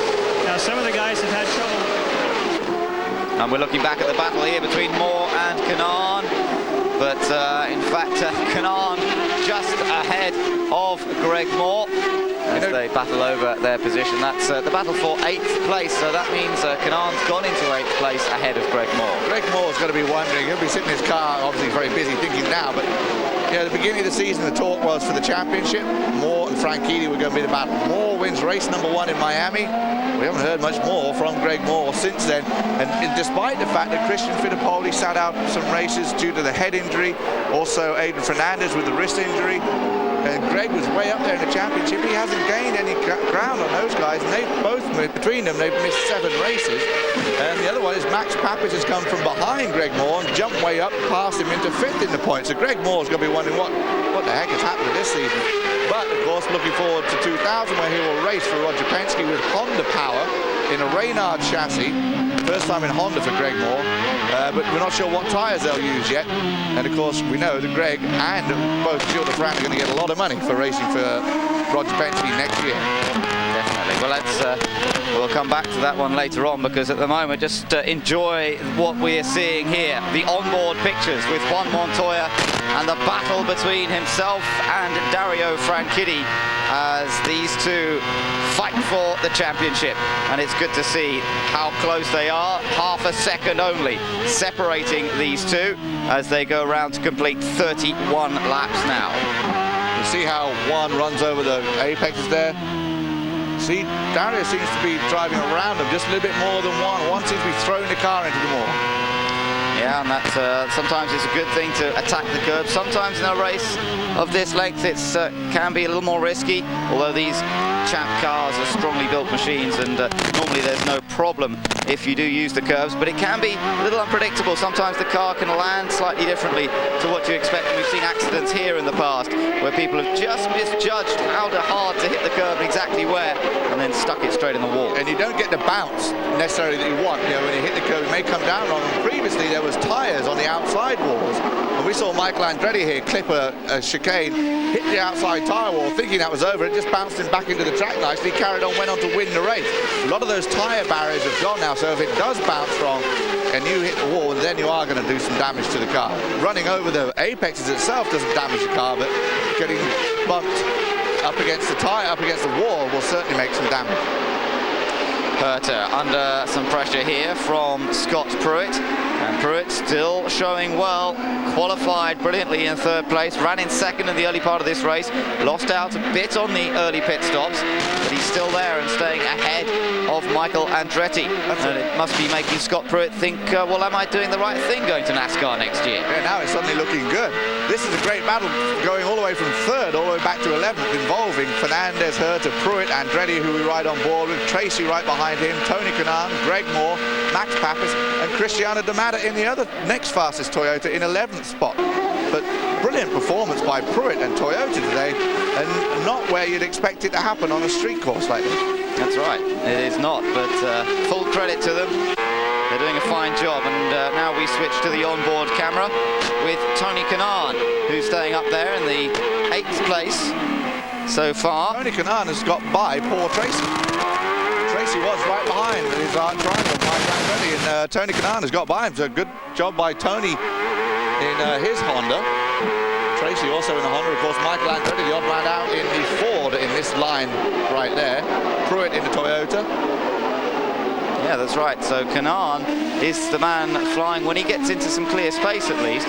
Franchitti and Montoya are both lapping in the 1 minute 36 second bracket, but this lot are nearly 2 seconds a lap slower, 1 minute 38.13, as they all bottle up a bit behind Adrian Fernandez, and therefore the two leaders are able to just get away a bit. And I think that's, again, perhaps Fernandez keeping an eye on fuel economy. He's driving flat out, but he's got the fuel mixture leaned off a little bit, I think, and that's how he managed to stretch it a bit longer in the first stint of the race, and he's trying to do much the same in this second part. There we're looking at Paul Tracy, 7th place for him in spite of that drive-through penalty suffered earlier on in this race. So don't count Tracy out of this one yet. The winner from Houston, who... Kanaan looking at Andretti. Yeah, he was close, wasn't he? At the end of the straightaway, it's going to be the move. Well, he's the least going to have a look. So Tony getting on very good, and you going back to Paul. Yeah, making up for lost ground, sticking right in this battle. Coming off that win in Houston. He is battling for Michael Andretti for 3rd in the points championship. And talking of points, Dario Franchitti has clinched the bonus point for leading the most laps. So add that one to his tally. He's doing everything that's been asked of him so far. He's got to go out and get the pole, got to lead the most laps, and of course you've got to win the race. He's still got to do that part of it, which is the majority of the points, but every other little one you can get makes a huge difference. It does, yes, with only 12 points separating them at the start of this race, and going to the wire potentially in Fontana in a 500-mile race, a long-distance race where everything is so unpredictable. No matter how fast you are, reliability plays such a big part, and just a little bit of luck, not getting tied up in the accidents, also plays a huge part. On board with Adrian Fernandez here now, the man with the damaged wrist, who's doing such a good job lying in 3rd place and managing to hold everybody behind him. Let's just ride on board for a second here and take a look around the track and listen to the work that that Ford Cosworth engine is doing.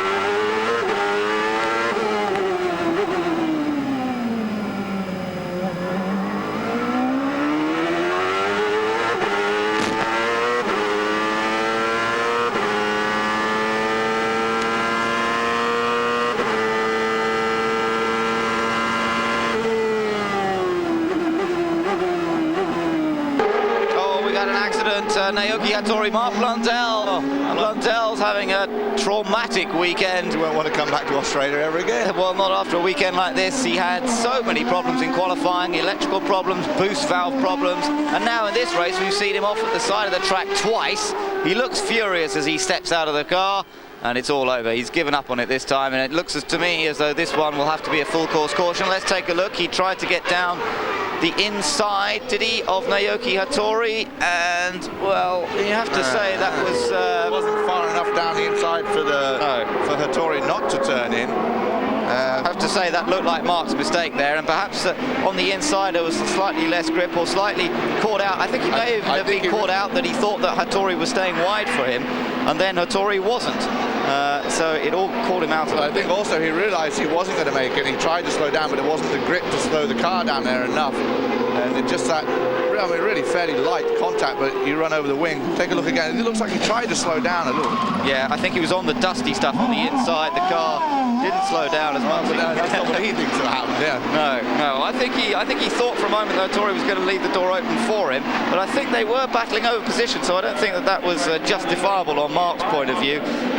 Hattori was never going to just let him pass. It wasn't as if he was lapping him. They were battling for 18th position. And well, actually, no. Let's take a look at that. We've gone full course yellow. Hattori was a lap down, so I'm not sure that they were. In fact, Dario under the full course yellow into the pits. I think the point is Blundell hasn't been scored yet because he hasn't come around, so he will go as one lap down too. So I think they were battling for position.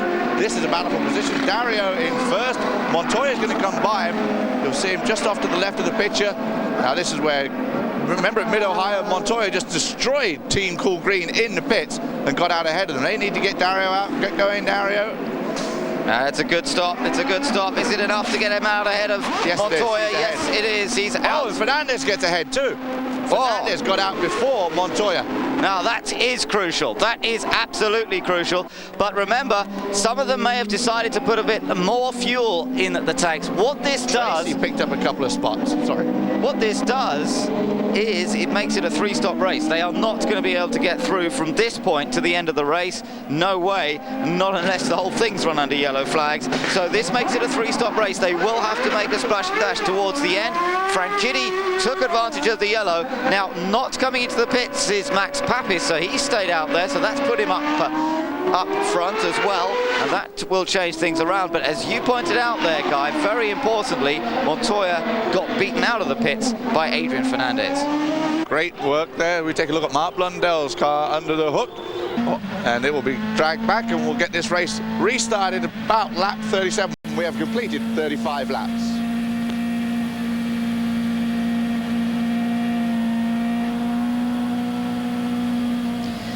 So we look back from on board Montoya's car. Now there, in fact, is the new race leader. It's not Franchitti because Papis did not stop. That's right. He decided to stay out there. Did you see how dirty the rear wing Max Papis' car is? Should be white, and it was covered in oil more so than any of the other guys, which would lead me to think either he followed someone that had oil problems or he's got something of his own problem. I think it's following. I noticed that the Penske of Alonso Jr. was looking very black as well, even when it retired very early in the race. I think there must have been somebody earlier in the race down near the back. Perhaps it was jumping out on the mark. May well have been, actually, yes. It may well have been Maurizio Guterman, who had smoke pouring from his car very early in this race and disappeared quite early on as well out of the event. We've seen a lot of retirements in this race, more mechanical retirements than we've seen for quite a long time. Quite surprised at the level of non-finishes we've seen so far. Yeah, we actually only have 18 cars still running. That 18th car is one lap down. Just to update you who is out, obviously Blundell, as we've just seen for the incident involving Hattori also out. Castro Neves, we saw he had the cover to his springs was missing, but that wasn't why he's out. We're not sure why he's out. Al Jr. out, Richie Hearn, Patrick Carpentier is gone, Mimo Gidley is gone, and a couple of others are out as well. Well, difficult times indeed for some of the chaps down at the tail end of the field. Seem to be in a lot of mechanical problems, but what is going to happen up front? Now, this is the interesting thing, because of course Max Papis has decided to stay out there, not make the pit stop. It's been some 15 laps since he made his pit stop, so he's got only about 5 or 6 laps in hand. They're under caution still as the cars continue round. 36 laps in the books. Max Papis leading Dario Franchitti as he's the only one. In fact, Max Papis the only one, I believe, not to come in the pits on this full course caution. Now, you wouldn't think that Bobby Rahal is even thinking about a fuel strategy with Papis after what happened in Michigan and what happened to Bobby Rahal himself in Rio when he was leading that race and should have won.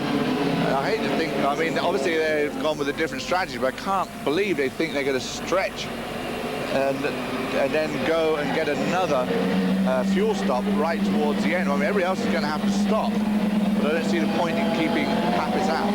I don't either, not with he's only got about 5, 6, maybe 7.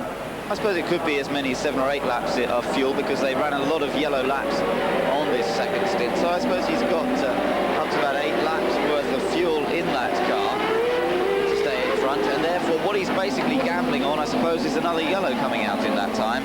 And that could help his position in the race. But he is the only one to do that, which is interesting. Interesting, he's the only one to do it. It's also going to be interesting because now Dario Franchitti, who's had a clear track in front of him all day, is going to have to race Max Papis, and of course that's going to bring Montoya into that three-way race now up the front. That could help Montoya. Fernandez now in there, having got out of the pits in front of Montoya, and Papis hasn't been that quick all week. As we take a look at our race recap, 3 leaders, 3 changes.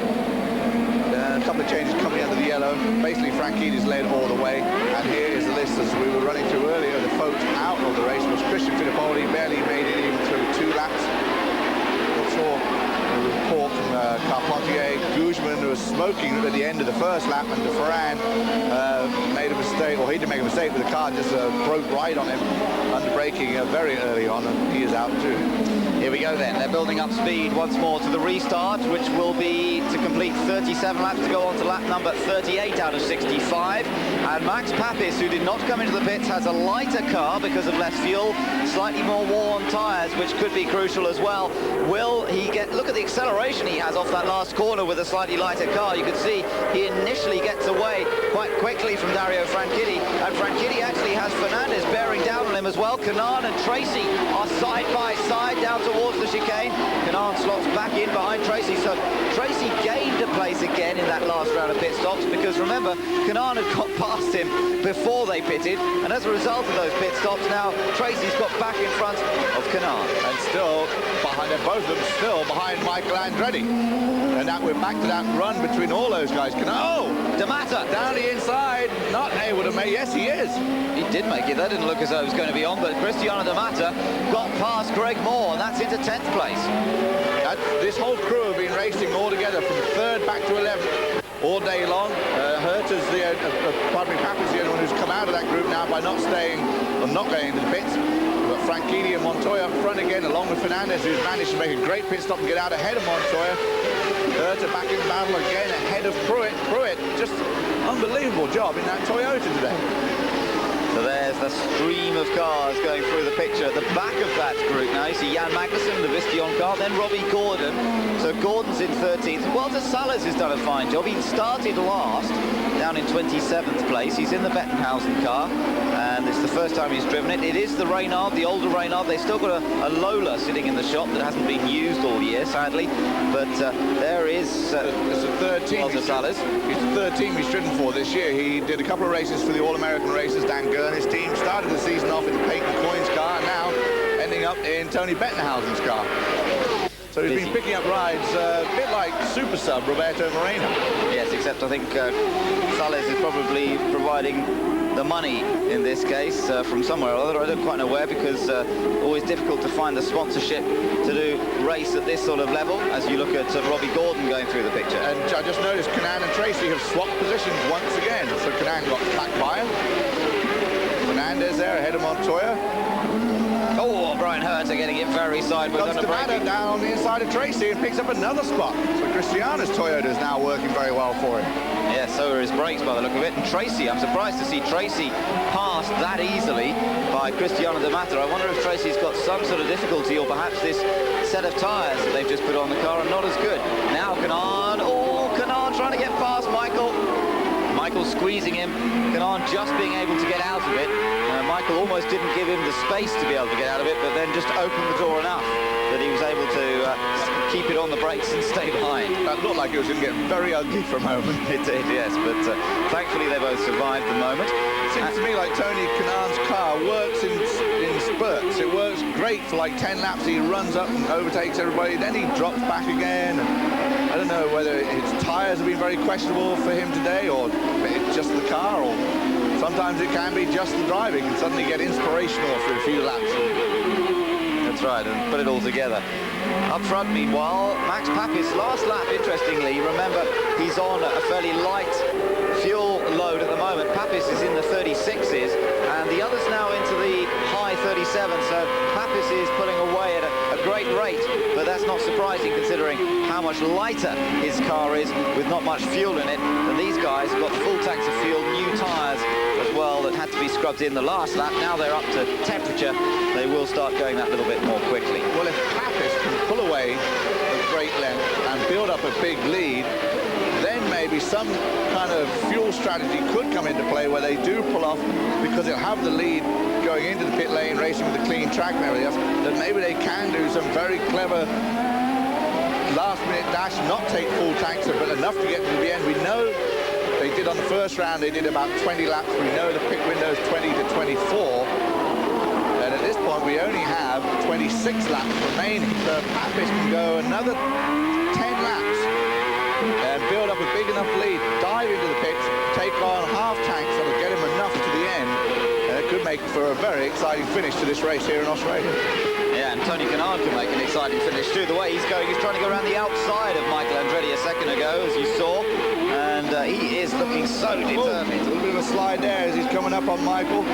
Cristiano D'Amato, though, also all over the back of Tony Kanaan. These two friends, of course, D'Amato and Kanaan, who shared a motorhome at the track in the past and share a great many things in life. Very good buddies indeed. And now Kanaan really breathing down the neck of Michael Andretti. Andretti doesn't seem to be able to maintain the pace quite so easily as some of the others. And now here again, Kanaan picking up the slipstream. It's so difficult to find a route past here. It's so narrow coming down towards the first chicane, and that little bit of a curve in the road too makes it so difficult to get alongside somebody, and that's the problem that Tony's having. Now down into the second chicane. This is an opportunity to get on the power, and as they accelerate down towards turn 3, under braking, that is a clear opportunity, but he's not close enough this time. Down View Avenue again. Now this is where we'll see along the Esplanade, a big long straight with a quick left-right in it, but basically a long straightaway here. Maybe Kanaan can make up, get right underneath Michael's wing, and at the end of it, going into the 7th turn, also a nasty little chicane, maybe there. Kanaan, not this one here, but the next one coming up, maybe Kanaan will be close enough to make a little bit of a move on it. Just to remind you, Michael Andretti lies in 7th place. So Kanaan 8th, D'Amato 9th, Tracy back to 10th, then Greg Moore 11th, Magnussen in 12th, 13th for Gordon, 14th for Balta Sales, who was one of the fastest across the line on that last lap, which was interesting. That is top speed across the line. Papis was fastest, Franchitti was second fastest. Balta Sales down in 14th place was third fastest at the actual start-finish line itself, but he lies quite a long way down the order. 25 laps to go, as you can see from the graphic, and Papis has opened up an advantage of 5.1 seconds now over Dario Franchitti up front. But how many more laps can Papis go before he makes his pit stop? I would think only another 3 or 4. And look at this onboard view, fantastic, as Tony Kanaan trying to find a way past Michael. He's looking every side. He tried the right side, the left side. He's going everywhere looking, and I don't think Michael's actually blocking it. Michael really didn't seem to move his line at all there, but Tony he gets right up underneath the wing, but then just seems to pull out, and it just bobbles on him, and he's not able to get by. Meantime, he's got his mirrors full of Cristiano D'Amato. Yes, he has, and D'Amato has shown his pace here, under braking particularly. He's been very, very impressive. And D'Amato, one of those drivers who has truly impressed people this year. He may not have the equipment package of some team like Target Chip Ganassi Racing. He's with Toyota Power at Arciero Wells, but Cristiano D'Amato has been very, very impressive this year. There's no doubt about it. He moved up from Indy Lights last year, and the young Brazilian who raced in Europe quite a lot, he raced in Formula 3 in the UK and in Formula 3000, has come of age over here in the United States, and here in Australia he's doing another superb job today. I would have to check, but I would say this is going to be the best result ever for Arciero Wells. Max Papis, our leader, is going to be coming into pits in about 3 laps, by the way. But Arciero Wells is a joint team. This must be their best overall result, with Pruitt running up there in 5th overall, and D'Amato So 2 of them in the top 10. We have not seen that, I don't believe, this year. So take a look at Max Papis' car, and again, yes, you can see, as you were pointing out earlier, Guy, the mess of the rear wing in particular. As you say, it's meant to be white, but it's a sort of dirty grey colour at the moment. And so is his helmet, yeah, it's a nasty mess. But he's pulling away, but 6.9 seconds, just under 7 seconds his advantage over Dario Franchitti. But of course, if it stays green, as it looks like it's going to at the moment, and if he comes in 3 laps time or so, well, you know, coming into the pits, refueling, coming back out again, he's going to lose about half a minute, and that, or 20-25 seconds, that's going to put him right back down the order again. It's also going to hurt him because he's going to have to take on more fuel than the rest of them are, because he's got to go further distance from the pit stop to the end.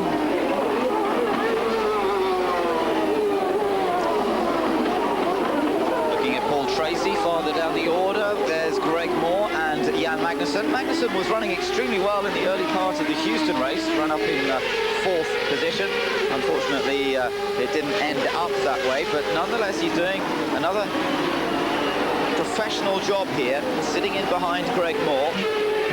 Doesn't look as though Jan Magnussen's going to be driving in Champ Cars next year, other people being connected with the seat at Patrick Racing, but still this opportunity and one more race for Magnussen to prove that he deserves an opportunity to stay at this level. No doubt plenty of opportunities in sports car racing as well, where he's been extremely successful, particularly for the Panos team in sports cars. I'm sure that Jan Magnussen will have plenty of opportunities, but as it looks at the moment, doesn't look as though he's going to be in the Champ Car Series in the year 2000. Great view from above there. Canan again with Michael Andretti. Michael just seems to have bigger brakes than him, or something. Tony's just unable to get by him. He's quick. The lap times, of course, are identical for these guys. I think he would be faster, though, don't you, if he got past, if he could actually get past Michael, the potential that Tony's shown over a number of laps now. I'm sure that if he could just find that space, he would be able to pull away. I think once he got by, he would pull away. He's running out of time now to get by, and of course, they're losing a little bit of time to Scott Pruitt ahead of them up in, who's dropped the position to Brian Herter now. Pruitt was running 5th, Herter has got by him. But still, Archero Wells with 2 cars in the top 10 at this point. There you see Scott Pruitt, Michael Andretti, Tony Kanaan with his McDonald's, Cristiano D'Amato, and then in the back of that picture you saw Paul Tracy, who's now gone back to 10th position. Well, this racetrack has witnessed some tremendous races over the years. Nigel Mansell was the rookie winner in 1993 when he came into the series from Formula One as the reigning Formula One world champion. He came into the series 1993, took pole position and took the race win as well. A remarkable race it was too, but managed to hold on to take the win, running out of fuel across the line after having a puncture, or thought he had a puncture, made an extra pit stop. It was a real up and down race and a true gritty Mansell performance to take the win. Then, of course, 1994, Michael Andretti took his first win on his comeback from Formula One after his disastrous time in Formula One, and the first win for the Reynard concern. Doesn't that seem funny, Guy? We look back just 5 years ago, first win for Reynard, and look how they now well, just a few, but they dominate the proceedings nowadays, Reynard. And with the news, of course, that next year Penske are running Reynard chassis as well. We're not too sure of the future of Swift. They've had their tough times. It looks as though Lola's have come back to a certain extent, but Reynard's dominating in terms of numbers and performance. And there's a Reynard out, and it's Jimmy Vasser, sadly. And a strange combination to see out. Jimmy Vasser, who's one of the most consistent drivers on the tour, and a Reynard Firestone Honda. You don't often see them out. Max Papis is stretching that lead again, now up to 8.83, but he's going to be out for 2 more laps before he comes in and makes his pit stop. You mentioned Lola making a bit of a comeback. They've not only made a bit of a comeback in this Kart FedEx series, but also in the sports car series they're doing very well, and talking of developments and new chassis for the Indy Light. Lola's doing very well. Whether Swift comes back will be interesting. Well, the lead Swift in this race, Michael Andretti, that's lying in 7th place. Local yellow only for this car of Jimmy Vasser. That's good news. So Max Papis can blast through the chicane safely. His advantage up to nearly 9 seconds now over Dario Franchitti, but his stop is going to drop him way down the order. Let's just take a look at a replay here of Jimmy. Well, the car had blown up, that was the problem, so he kept out of the way, offline, and then simply drove down the escape road. Very sensible move by Mr. Vassar there. Lets the racing continue, moves his car out of the way, doesn't put a line of oil down all over the place, and keeps this green flag and keeps this man who's on the charge, Max Papis. It's amazing that Max has only led one race this year, but in the overall laps led in the season, Max is about third overall because it was a 500-mile race, and he led about 153 laps there. And now adding to that tally, he's now led about 11 laps at this point. Yes, I think it is about 11 laps that he's led. He lies in 5th place in the championship now, Guy. In fact, the last few races have boosted his championship quite a lot because he was 4th in Houston, had his best ever result of 3rd place at Laguna Seca in the race before that. Had a bad time in Vancouver, but he was 4th in Chicago, 5th at Mid-Ohio before that. So he's put together a string of good results, but yet to take his first win. He saw Brian Herter, his teammate, win in Laguna Seca. Max still to take his first win, and here he comes. Slow it down, Max is going too fast through that pit lane. Got to get down to that speed limit. The speed limit starts at where the pit boxes start to the pit boxes end. So the actual entrance you can speed, but don't forget you've got to get slowed down. So now, that's about 4 seconds there, and we'll hear Franchitti fly by any second. Yeah, he's gone across the line already, in fact. Montoya's gone across the line, Herter's gone across the line, and Papis sees his position dropping further and further. 11th place man is about to go across the line. Magnussen, 12th place man.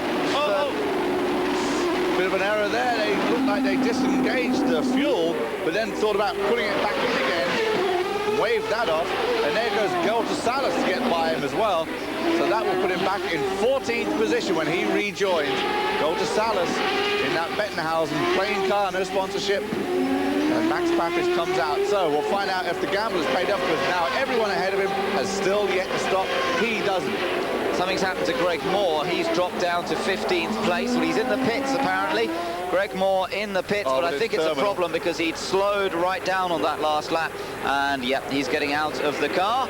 And it looks as though that's all over. So one more race only for Greg Moore and the Forsyth team before he switches to Penske. And his disappointments of non-finishes in recent races continues. And he had a 16th place in Houston last time out, but a couple of accidents and non-finish in Chicago before that as well. So Greg really hasn't completed many of the recent events. Up front, though, it's now Dario Franchitti, of course. Franchitti up ahead of Fernandez in 2nd place, Montoya in 3rd position. And so far, so good for Franchitti, 2nd in the championship, but leading the race. Brian Herter is lying in 4th place there, as you can see, and it's still Dario Franchitti up front. 36.06, 1 minute 36.06 was his last lap. Fernandez some 5 seconds behind him. There is Fernandez, and he's got Montoya right behind, and we still have some 18 laps to go in this race. 18 laps to go, and we will see one pit stop during that time. So race on track, race in the pits, it's all still to happen here. They're all going to be very short pit stops, so very quick pit stops. And I wonder if even some of these guys have got tyres that will hold out, they won't have to do a tyre change and maybe just do a splash of fuel to get them through to the end. Although the fuel takes longer on the full pit stop to fill it up with full tanks, but they don't need full tanks. I wonder if we'll see anybody gamble and go away. Of course, the closest battle on the track continues to be Michael Andretti and Tony Kanaan. That continuing for 6th and 7th position, but this one is definitely getting closer between Adrian Fernandez and Montoya. Montoya pulled out, had a little bit of a look there. Now that would have been a brave place. Now remember, he can't really afford to crash into Fernandez or anyone else for that matter. He needs points to stay with Franchitti. Fernandez and Montoya then continuing this battle for 2nd place. Up front, Dario Franchitti is ahead of them by some 4.8 seconds. It's lap number 49 out of 65, and there is the onboard view with Juan Montoya as he chases after Fernandez. Herter lies 4th, Scott Pruitt still running well in 5th, and Michael Andretti in 6th. If Dario Franchitti does not win this race, I would not want to be hanging around later on, because he's done everything he needs to do. And now all they need to do is put in the perfect pit stop on this last round and get him back out ahead of Juan.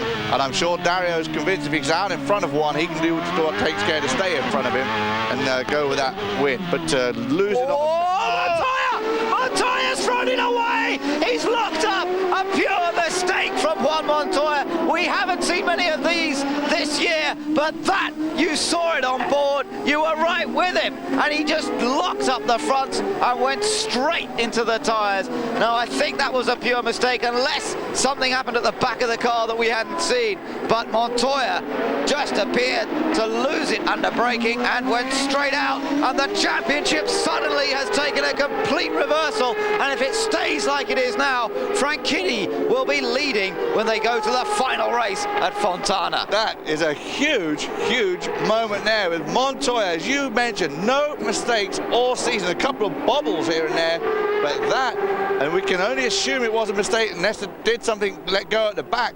But I think it was just pushing too hard on Fernandez, maybe. Here it is, another look. Here's Adrian. There you see in the background, Montoya just going straight off. I don't see any liquids or anything at the back there. Just look, let's take it. We had this onboard shot. Look, on the brakes, locks the front, turns, just the car's not slowing down enough, and bosh, straight into the tyres. It looks from that view simply that he braked too late, but we'll have to wait and see. And look at that face. I haven't seen Juan look like that. It's a look of blank astonishment, and that, I've never seen him look like that. He always looks so confident. Or angry. It's either confidence or anger, but that was a look that I have not seen on Juan Montoya's face before. He cannot believe it, and that has completely changed the complexion of this entire season, the entire championship, if Dario Franchitti stays where he is now. Now, these guys did not slow down at all through that whole yellow section. I think we're just staying local, but none of them seem to slow down. I thought we were going to get a full course yellow and everybody would jump into the pits, but they're racing back to the pits. Here's going to be the big battle. Brian Herter, Scott Pruitt right behind him, Michael Andretti. There's Dario pulling into his actual box. He's the first one in. They are going to change all four tyres, of course. They're being helped by this yellow flag. There goes Herter pulling in to make his stop. Dario is out. No one else beat him out, so he will be our continued leader. And now he knows, of course, why we have the yellow. And he will have that chance. Canan lost a position on that stop. Pruitt lost a number of positions on that stop. Yes. Almost got pinched into the pit wall by poor Tracy on the exit of the pit lane. Now that's interesting that Pruitt lost so many places. Whether he needed more fuel in that car, some cars would have needed more fuel than others to make it through to the end there. Now Franchitti's team hopefully worked out exactly how much they needed and then sent it back out. He seemed to get out a fair bit quicker than anybody else, but then he was ahead of the others. So Franchitti maintains the lead and has such a tremendous opportunity here now to take the championship lead. Welcome back to our coverage here on Eurosport as we continue to see what looks like a golden opportunity for Dario Franchitti to take the series lead here today, to be able to go into that last round in Fontana, which has $1 million on offer for the race winner, but more importantly, it will have the championship at stake, and Franchitti will go in as points leader if he stays where he is. If he wins, he'll go in with a 9-point lead, come in from a 13-point deficit starting this weekend to a 9-point lead starting Fontana in 2 weeks, which will be a huge swing. Now, the other thing you've got to remember is it's not critical at this point for Dario to win. It's critical for him to score a lot of points to make it at least close, but if you can get the win, but the thing is he doesn't want to push it now and make a mistake himself and then wipe out all his points too, having done everything else so well all weekend. 15 laps remain here at Surfers Paradise in a race that has perhaps seen a change in the entire championship balance. Juan Montoya crashing out in his chase of second position. He was lying in third at that point before he went off. Let's take a look at what happened. Here he was chasing after Adrian Fernandez. Let's listen. Bang, straight into the tyres. In fact, we weren't listening to the soundtrack from his car at that point, but Montoya out of the action, no points here today, but Franchitti still leads. Now, if they finish where they are now, Franchitti will, as you say, Guy, have a 9-point advantage going into that final race in Fontana in California, where the whole thing will be settled over the 500-mile race. You know what's very interesting on that replay footage we saw there is the instant that Montoya made contact with that tyre barrier, his right hand goes down to the gear shifter and he's immediately looking for reverse. He hadn't even thought of giving up at that point. Then he must have had a second look and seen some damage or something, but I mean the actual contact had barely even finished and he's searching for reverse to pull out of there and get going again. Amazing. I mean, he certainly hadn't given up. No, he hadn't. He is not somebody who gives up at all. He is a true racer in the right mould, and he's got a great future ahead of him. But he's going to take his time walking back to the Ganassi pit, though, I would imagine. Well, yes, I mean, there's been reports that communications over the radio between Ganassi and Montoya have been somewhat strained, shall we say, over this weekend anyway. People who've been listening in saying that Ganassi's been making some very pointed remarks to Juan Montoya, and I should think, as you say, the relationship won't be bettered by that little incident there. Meanwhile, as we're looking at the list of retirements, we've got a chance, I think, to catch up with Kim Green, the general manager of Team Green, down in pit lane. We're hoping to get a word with him in a few seconds' time. We're watching the cars carry on behind the pace car at the moment, 51 laps completed. Let's go down to the pits now. We're okay on fuel. We'd certainly like to save a bit more if we could. We're hoping this yellow lasts another couple of laps because it's a touch close. Still 13 laps to go, and we'd like to get around the guy in front of us. We hope he has to stop. So there's still a little bit of racing left in this one. Yeah, when you see... So Jan Magnussen is the guy in front, so he's actually now taken over the lead of this race because he didn't stop. I hadn't realised there that Magnussen hadn't made his stop, but I don't think it's very likely he's going to be able to get through to the end on the amount of fuel he's got in his car. He's done 16 laps since he last pitted. Well, there's still 14 laps to go. There's no real opportunity for him to do that unless there was an inordinate number of yellows towards the end of the race. But interesting that Kim Green said that it's still a bit marginal on Dario's fuel. It looked as though they took a bit of a gamble in the fact that they put a certain amount of fuel in that last stop, but he was out before anybody else by quite a long way, and that said to me, well, they've gambled a bit here. They haven't put a really comfortable amount of fuel in. They've put in just enough, and that means that Dario's going to have to drive with that in mind. I think what they did was put in enough as for how long it took to do the tyre change. As you take a look at Montoya, who has made his way back to the Ganassi pit and the pit lane area, and he's going to watch the rest of the race from there. And if Dario can pull this off, he's going to watch that championship swing. And what a time to swing at the last race of the year. Because the other problem is Franchitti's got to worry now that Magnussen doesn't decide to get racy, and Magnussen thinks that maybe he's got a chance to win this race, because really he hasn't, because he's going to run out of fuel if he goes all the way.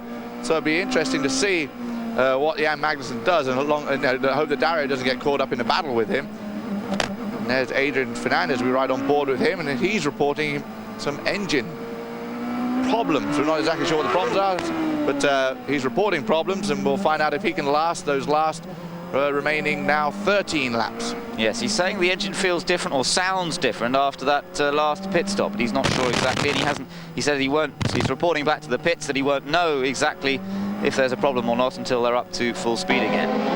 So keep an eye on that one. There's the view along the beach once again. As not too many people on the beach, they're all busy watching the race instead, and the weather hasn't been too conducive for the suntans, particularly over the last day or so. A bit too much rain around, but the rain stayed away here on race day, and for the moment Magnussen up front, Franchitti, these two former teammates when they were driving Formula 3 cars together for Paul Stewart Racing in the United Kingdom. Magnussen went on to win the Formula 3 championship that year.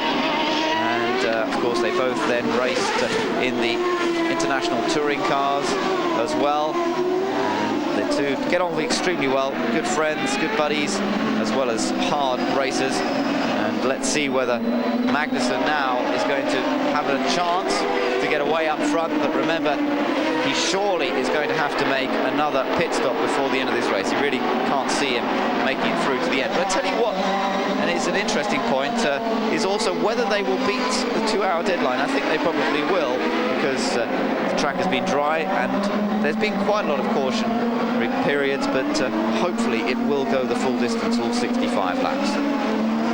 Apparently we're going to report that Jan Magnussen, they reckon they can make it all the way except for 1 lap, so he is probably going to put in a battle, because don't forget we heard Kim Green say it's questionable on Dario, so Dario won't be able to turn it up full wick either to go full power, so this, Dario's going to get by and make the move right away. That's good and clean to see and let him get it done.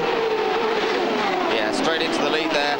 So that doesn't cause too much confusion, at least for Franchitti, the race leader. But what about for those behind him? There's Magnussen slotting back into 2nd place, and behind him is Max Papis. Now Papis, as a result of all this, has reappeared in 3rd because he hasn't made his 3rd pit stop yet. Remember, he made a very late 2nd pit stop. Now he's had some more yellows to help him. Whether he can stay up there, well, that's another interesting one to see. He may be able to actually stay out there now all the way to the end. He should be able to stay out there all the way to the end, because he made up all those positions all the way back from 14th where he fell, because he did that while these guys all pitted. The only one he didn't get by was Jan Magnussen, who also did not pit, and of course Dario Franchitti, who made a little bit of abbreviated pit stop. So it's going to be interesting with Papis and Magnussen both getting close to fading at the end. Fernandez should be fine in 4th, Herta in 5th, Michael Andretti been there all day in 6th, Cristiano Di Matta now ahead of his teammate Pruitt in 7th, Canan in 8th, Tracy in 9th, and Pruitt has dropped back to 10th, where we saw he lost a number of positions in that pit stop and then almost got squeezed into the pit wall on the exit. Yes, that was a strange pit stop. I think, as you say, they may well have had a particular problem on that one, because he seemed to lose so many places on that one. And a great shame, because Pruitt, who ran 2nd early on in this race, lost a few in the 1st pit stop, but was still running a very competitive 5th. Now really is down in 10th place without a great deal of opportunity, I would think, to make many moves in the remaining part of this race. So difficult to overtake unless you've got a real advantage. I think he was having a look right there at Paul Tracy, just coming into that picture. Looked like Pruitt was having a look at Paul Tracy. The thing here, there's so little places to overtake, and we saw it before with Tony Kanaan, quicker than Michael Andretti all day, but just unable to get by him. On board now with Adrian Fernandez, running in 4th place, and tucked in behind Max Papis now, both of them using the Ford Cosworth power. In fact, for Fords it's looking quite good at the moment. They're running in 2nd, 3rd, 4th and 5th and 6th places, in fact. So they're right up amongst all the front runners except for that lead car. That's got Honda power, Dario Franchitti, but the rest of them there have got Ford power until you get back down to 7th position with Cristiano Di Matta with Toyota engines. Mercedes having a very poor weekend this weekend, it has to be said. First of their representatives, well, do they have anybody still running? I'm not sure that Mercedes actually still have anybody running in this race. We have some 15 cars running, and there isn't a single Mercedes-powered car amongst them. Not something they'll be bragging about on the way home. No, that's right. We saw Guzman had problems right from the start with his. Alonso Jr. had problems early on. Yeah, so all in all, a poor day for the Mercedes teams, and a lot of non-finishers here today. It's amazing to see just 15 runners still in this race. Always a tough track mechanically, this one, particularly with the use of the curbs, and the whole nature of the track means that we do tend to see quite a few retirements, but I am surprised to see quite so many, I have to say. Andrea Montermini is that man down in 15th position, a lap down on everybody else at this point. There we are, Magnussen going through shot, Papis, and then Adrian Fernandez running well in 4th place. I have to say though, I bet his wrist is going to be extremely sore by now. The adrenaline might be keeping the pain from being too noticeable, but I bet he notices it tomorrow morning. He's just got to hang in for 10 more laps now, Ben. 55 are complete, assuming we get all 65 in, but I'm sure it'll be a great relief for Adrian to get out of the car. But I think he's done a fantastic job there and raced really well and been very strong and done an exceedingly good job. Yes. This is going to help him again in the championship too. A little bit of a boost there, even though he missed those races. Yeah, still lies in 7th place on the series and 106 points, just 1 point behind Fittipaldi. And Max Papis and Adrian Fernandez almost tied together, these three. And Magnussen now has done some 20 laps since his last pit stop. As you say, some 10 laps still to go. A lot of those laps have been under yellow flag. And so from getting their normal 1.8 miles to the gallon, say just under 2 miles to the gallon, yes, that much, 2 miles to the gallon these things do under race conditions. Under yellow flag conditions, they might be getting as much as 5 miles to the gallon if you're really lucky. So it means that they can do a number of more laps under yellow flags, of course, to a gallon of fuel. But it's still not a great deal. These things drink methanol at the rate of opening your bathroom tap up to full flow. And that's how much fuel is being burnt off by these engines on every mile and on every lap. And it's the same for every car, though, too, every manufacturer as well. They've all got to get the exact same, or basically they're supposed to all get the exact same fuel mileage. Honda seem to get slightly better fuel mileage. Although Ford, I have to say this year, Guy, Ford have really come back strongly at them in terms of fuel mileage, and we've seen a number of races this year where Ford have been in just as good a shape as Honda, and Roberto Moreno particularly was able to make use of that when he was driving for Newman Haas earlier this year. And in fact, we even saw it earlier in this race when Fernandez was the one to push it furthest on that first pit stop. And you mentioned Ford, and then they, so far, the rumours have already started for next year. Sounds like Ford is going to be the motor to have in the year 2000. They've taken something like 15 pounds out of it, added about another 20 horsepower. It's been tested already, and they apparently, everyone is just fantastically pleased with the new Ford engine for next year. Yes, it bodes well. Even from the very first test that they did with it, they were very happy indeed. And they reckon, as you say, they were already getting more power than from the existing engine. And as we've seen this year, this existing engine has been right up there. The development they've done has worked well. Look at this, Tony Kanaan and Michael Andretti, this battle which has been going on all afternoon, and still Kanaan can't get alongside Andretti. I wonder if this one won't end in tears eventually, because Kanaan's tried so often to get past Michael, and every time he's just been denied. And surely that frustration must be beginning to build up inside the cockpit. And it's at the same spot every time. Poor old Tony. I mean, if he does ever get by, we're going to have to stop and have a little golf clap for him for doing it, because he's been persistent on the move all day long, too. He hasn't given up on getting that position with Michael, and that's a classic battle right there between the Ford and the Honda power. Yes, that's right, between the veteran, I suppose we have to call him now. Michael Andretti celebrated his 37th birthday just last week. And that does make him one of the old boys, you have to say now, of Champ Car Racing. He's in his 16th full season, whereas Tony Kanaan, right at the opposite end of the statistics chart, he's in his 2nd year of Champ Car Racing, just 24 years old, and with hopefully a lot of racing ahead of him. Well, I think with Scott Pruitt stepping out of the series next year and Al Unser Jr. moving over to the IRL, that will make Michael Andretti the oldest driver in the kart series. Yes, and it doesn't seem 2 weeks ago since his first race and him being the youngest guy coming into the kart series. I mean, it's just amazing how that's flown by. That's right, but of course, remember, his father kept on racing until he was in his 50s, so at this level. So, well, we should see perhaps Michael still with a lot of speed still in him. Now look at this, once again, Kanaan's alongside, and now maybe this time he's going to make the move stick. Oh, he still doesn't do it. And I thought for a moment he was going to crash into the side of Michael, but somehow they both managed to find their way through the chicane. But great again to see these two battling, and Kanaan still hasn't given up. That's what I like to see. Sometimes you see a driver who's tried a number of times to get past the guy in front and almost gives up on it. He decides it's not worth it, not worth the risk. He's in 7th place, and many drivers would settle for that, but it's good to see that Kanaan is still stirring it, still trying to get alongside, still trying to move up one position. I was going to say, Tony Kanaan, with all the people who've had out today, even the 7th place position would actually boost him in the championship quite a bit, but actually I reviewed the matter and it won't really help him that much as Pruitt goes by his teammate. Cristiano, 3 Toyotas battling out. Pruitt, Gordon, and then Salas comes from nowhere. Colton Salas comes by, gets by D'Amato there, so D'Amato loses 4 positions, correct? Yeah. Right in one go. Yeah, and I wonder what the team's going to say about that. Pruitt put a very aggressive move on Cristiano D'Amato, but it was oh no, Pruitt, don't throw it all away now that you've done that. The team will really be upset with you. And as you say, this is a Toyota battle here. Robbie Gordon all right behind Scott Pruitt. Both of them locking up brakes, great stuff, and both wanting the honour of being top Toyota finisher in this race. Everyone is suddenly getting racing, including Golda Salas, who is getting a points-paying position at this point in his first run for Bettenhausen, and no sponsorship, and I think it was a fairly last-minute deal put together to come here.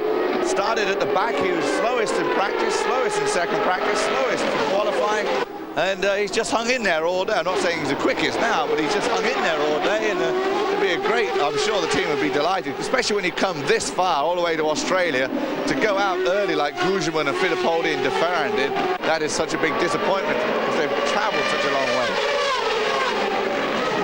Cristiano D'Amato reporting actually he had a brake problem. It did look a bit like that. I wondered if he just locked everything up, but it is a specific problem that D'Amato has reported, and that's partly why he lost so many places there. And in fact, he's dropped down even more now, hasn't he? He's dropped a couple more. He's lost one to Jourdain and also to Gidley. So he's going down the order fast. Down in 14th position now for Cristiano, which is a great shame. There is our race leader though, Dario Franchitti up front and in lead by 2.8 seconds over Jan Magnussen. And Magnussen still under attack from Max Papis. There you can see just how close the two of them are. Adrian Fernandez then running in 4th place, and Brian Herta in 5th, Andretti 6th, Kanan in 7th, Tracy in 8th, Pruitt 9th, and then Gordon in 10th place. And Jan Magnussen, he's doing fine at the moment. 24 laps he's completed since his last pit stop, and there are only 6 laps to go. Can he stretch the fuel mileage to take the checkered flag? It will be marginal, I'm sure. Well, it's one thing to stretch the fuel mileage, but to stretch it at this pace as well seems very unlikely that he would be able to make it to the end. Yeah, he's on a 1 minute 36.4 that last lap, almost the same pace as Dario Franchitti. And of course Franchitti up front, but we know that Franchitti also doesn't have a huge amount of fuel. And if we look at the fastest lap in this race, which up to now has been set by Max Papis, he set that, remember, when he was up front, he was leading the race, he was on a lighter fuel load than the others at that particular time. Now he did a time of 34.5, and you would expect these guys to be able to run at that sort of pace at this point in the race. So really they're lapping about 2 seconds slower than their potential. And Papis, with perhaps a bit more fuel in his car, looking for a chance to go past. Far in the back of Mimo Gidley's car there. And that will bring the end to his day. Hopefully he won't bring out any flags and we'll just keep racing. He'll be able to get that back around or pull it off safely to one of the runoff areas and get himself out of the car. I'm sure they've reported it down to him, and I'm sure he can feel it. I hope he's not dropping any oil down. I hope not, because that would make it a very interesting finish as Dario Franchitti comes by to complete, or has completed 60 of the 65 laps. Magnussen still holding off Papis. And they could find out if Gidley is putting any oil down. Yes, find out in the wrong way. Yes. So far so good as they complete another lap. Magnussen stays out, still not deciding to come into the pits as yet. Hoping to make it through to the end with 4 laps to go now. 61 laps have been completed by Dario Franchitti. Magnussen comes through. Papis is in 3rd place. It's been a good drive by Max Papis, doing what he's needed to do when he's needed to do it.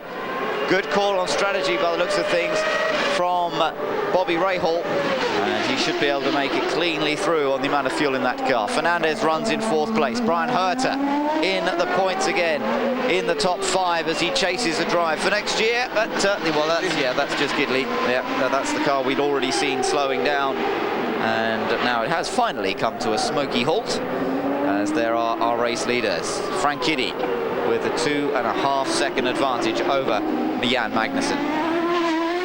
And Dario Franchitti, you've got to take your hat off to him. I mean, he came in here with a big challenge in front of him, and he's come through and done all 3 things. Well, so far, 2 of the 3 things he needs to do, and looks like he's going to pull off all 3. And that is take the pole and lead the most laps and win the race. 4 laps to go now, actually coming down to 3 laps soon when he comes through this last little sequence of corners. Coming up through the final two left-handers. This will be to complete 62 laps out of 65. And Dario Franchitti will surely love Australia if it stays this way. Last year, he came close to winning the race, but in the end was beaten by the champion of last year, Alex Indy. They had a good tussle throughout the entire race distance. Into the pits comes Jan Magnussen. It was too much for him to make it through to the end, and with 3 laps to go, Magnussen is forced into the pits for fuel, and that is going to drop him a long way down the order. It's only a splash of fuel, but already the 11th place man has gone across the line, 12th place man has gone across the line, and he rejoins there behind Gonzalez, behind Jourdain, and that puts him down in 13th position, which is pretty much where he was before he decided to stay out on when everyone else came in, so I suppose it puts him back to square one, really. Yeah, shame they couldn't quite stretch and pull off an unbelievable result for Magnussen, but it does do this for Max Papis. Gives him his best result so far would be a second place finish. Adrian Fernandez hanging in there all day for third. Canaan still having a go at Michael Andretti. That, of course, now that battle is for a higher up position now with Magnussen dropping all the way back. This is a great battle, isn't it? Look at it. Herta from Andretti, from Canaan, and with Tracy up there as well. The thing is that Michael has been behind Herta all this time, but not able to make any kind of move on Herta. Canaan has been able to attempt his move every lap for about 40 laps on Michael Andretti, but just gets alongside him every time and just is unable to stay in there and get the position. And now Tracy is very close to Canaan on this lap. It's like Paul Tracy's expecting rain. He's got his red light on for some reason. Although I have to say the conditions are pretty good. As though we're going to get any rain. Look at this, here he goes again, and no, he still doesn't do it. I think Tony's going to have to think of somewhere else, because it just does not work running down there to get alongside Michael. I just don't think it's ever going to happen for him. He has to get out of the power just a few seconds, or a split second before Michael, and that's why he's unable to get by. You're right, maybe it was a bit late now because we're on lap 63, but maybe Tony should have tried somewhere else. Yes, well, maybe he's saving it up for the last lap. Maybe he's deceiving Michael into thinking he's only going to try there, and then on the last lap he's going to zap him somewhere else. No, I think he's going to be so irritated he hasn't been able to make the move. He's just going to stay in there all the way flat until he's past Michael, and then won't be able to get it slowed down for the corner, but at least he'll be able to say, well, I did get ahead of him one time. Yeah, absolutely, that's right. Although it's a 6th place that he would throw away, of course, if he sticks it in the wall doing that, and I think 6th place would make the team fairly happy after a long afternoon's work. Tony's had a sort of up and down season, performing well at some tracks, not so well at others, and the last few races have been a bit like that, really. 9th at Houston, non-finish in Laguna Seca, and 9th in Vancouver, 11th in Chicago. It was, we have to go back to Detroit, another street track, since he had a result as good as 6th, and that's where he did finish, in Detroit, in with a chance of finishing there here again this weekend. Now then, Herta, Andretti, they're going through those last couple of corners. Franchitti's crossed the line. 64 laps have been completed by the race leader. Dario Franchitti has just one more lap to do as we continue to watch the other front runners across the line with 1 lap to do. And Canaan this time not able to draw alongside Michael Andretti. And Franchitti up front on his final lap. He's been told by his team, give it plenty of margin. You've got a good advantage here, Dario. Don't take any risks on this last lap. There are 20 points awaiting you. There's a 9-point advantage awaiting for you to take to Fontana for the last round of the FedEx Championship Series.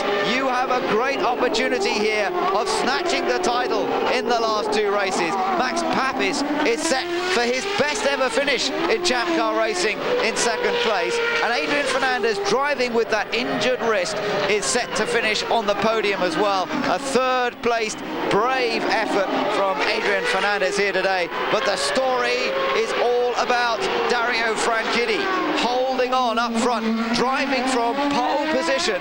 He's set the pace throughout this race and has never really looked troubled by anybody else out there. In the early stages, Pruitt stayed within a second or two of Dario Franchitti, but nobody's ever been able to challenge him, and he's coming out of the final couple of corners here. This is an amazing win for Dario Franchitti, and it could be the most vital victory of his career. Franchitti wins in Australia. He takes 22 points from the meeting. Pole position, the race win, and leader of most laps, and he's done it in a truly impressive way. Papis finishes second, Fernandez is third, Herta finishes in fourth place, Andretti fifth, and Kanaan didn't try anything spectacular on the last lap. Tracy seventh, Gordon in a good eighth place ahead of Pruitt, Sales in 10th place, Jourdain 11th, and Jan Magnussen in 12th. Absolutely brilliant weekend. Dario Franchitti did a fantastic job. He came in here with a challenge. He met that challenge, got all the points he needed. He now leads the championship, and a great third win for him this year, 6th in his career. Take a look at the results there. The P and the L mean the extra point for pole position and the extra point for most laps led. Looking on down the list, Gordon won the Toyota battle in the end, and therefore he became top Toyota finisher there in 8th place. Jan Magnussen did get in the points, which is good to see. And there were, of course, a lot of non-finishers here today, starting off with Mimo Gidley and on down.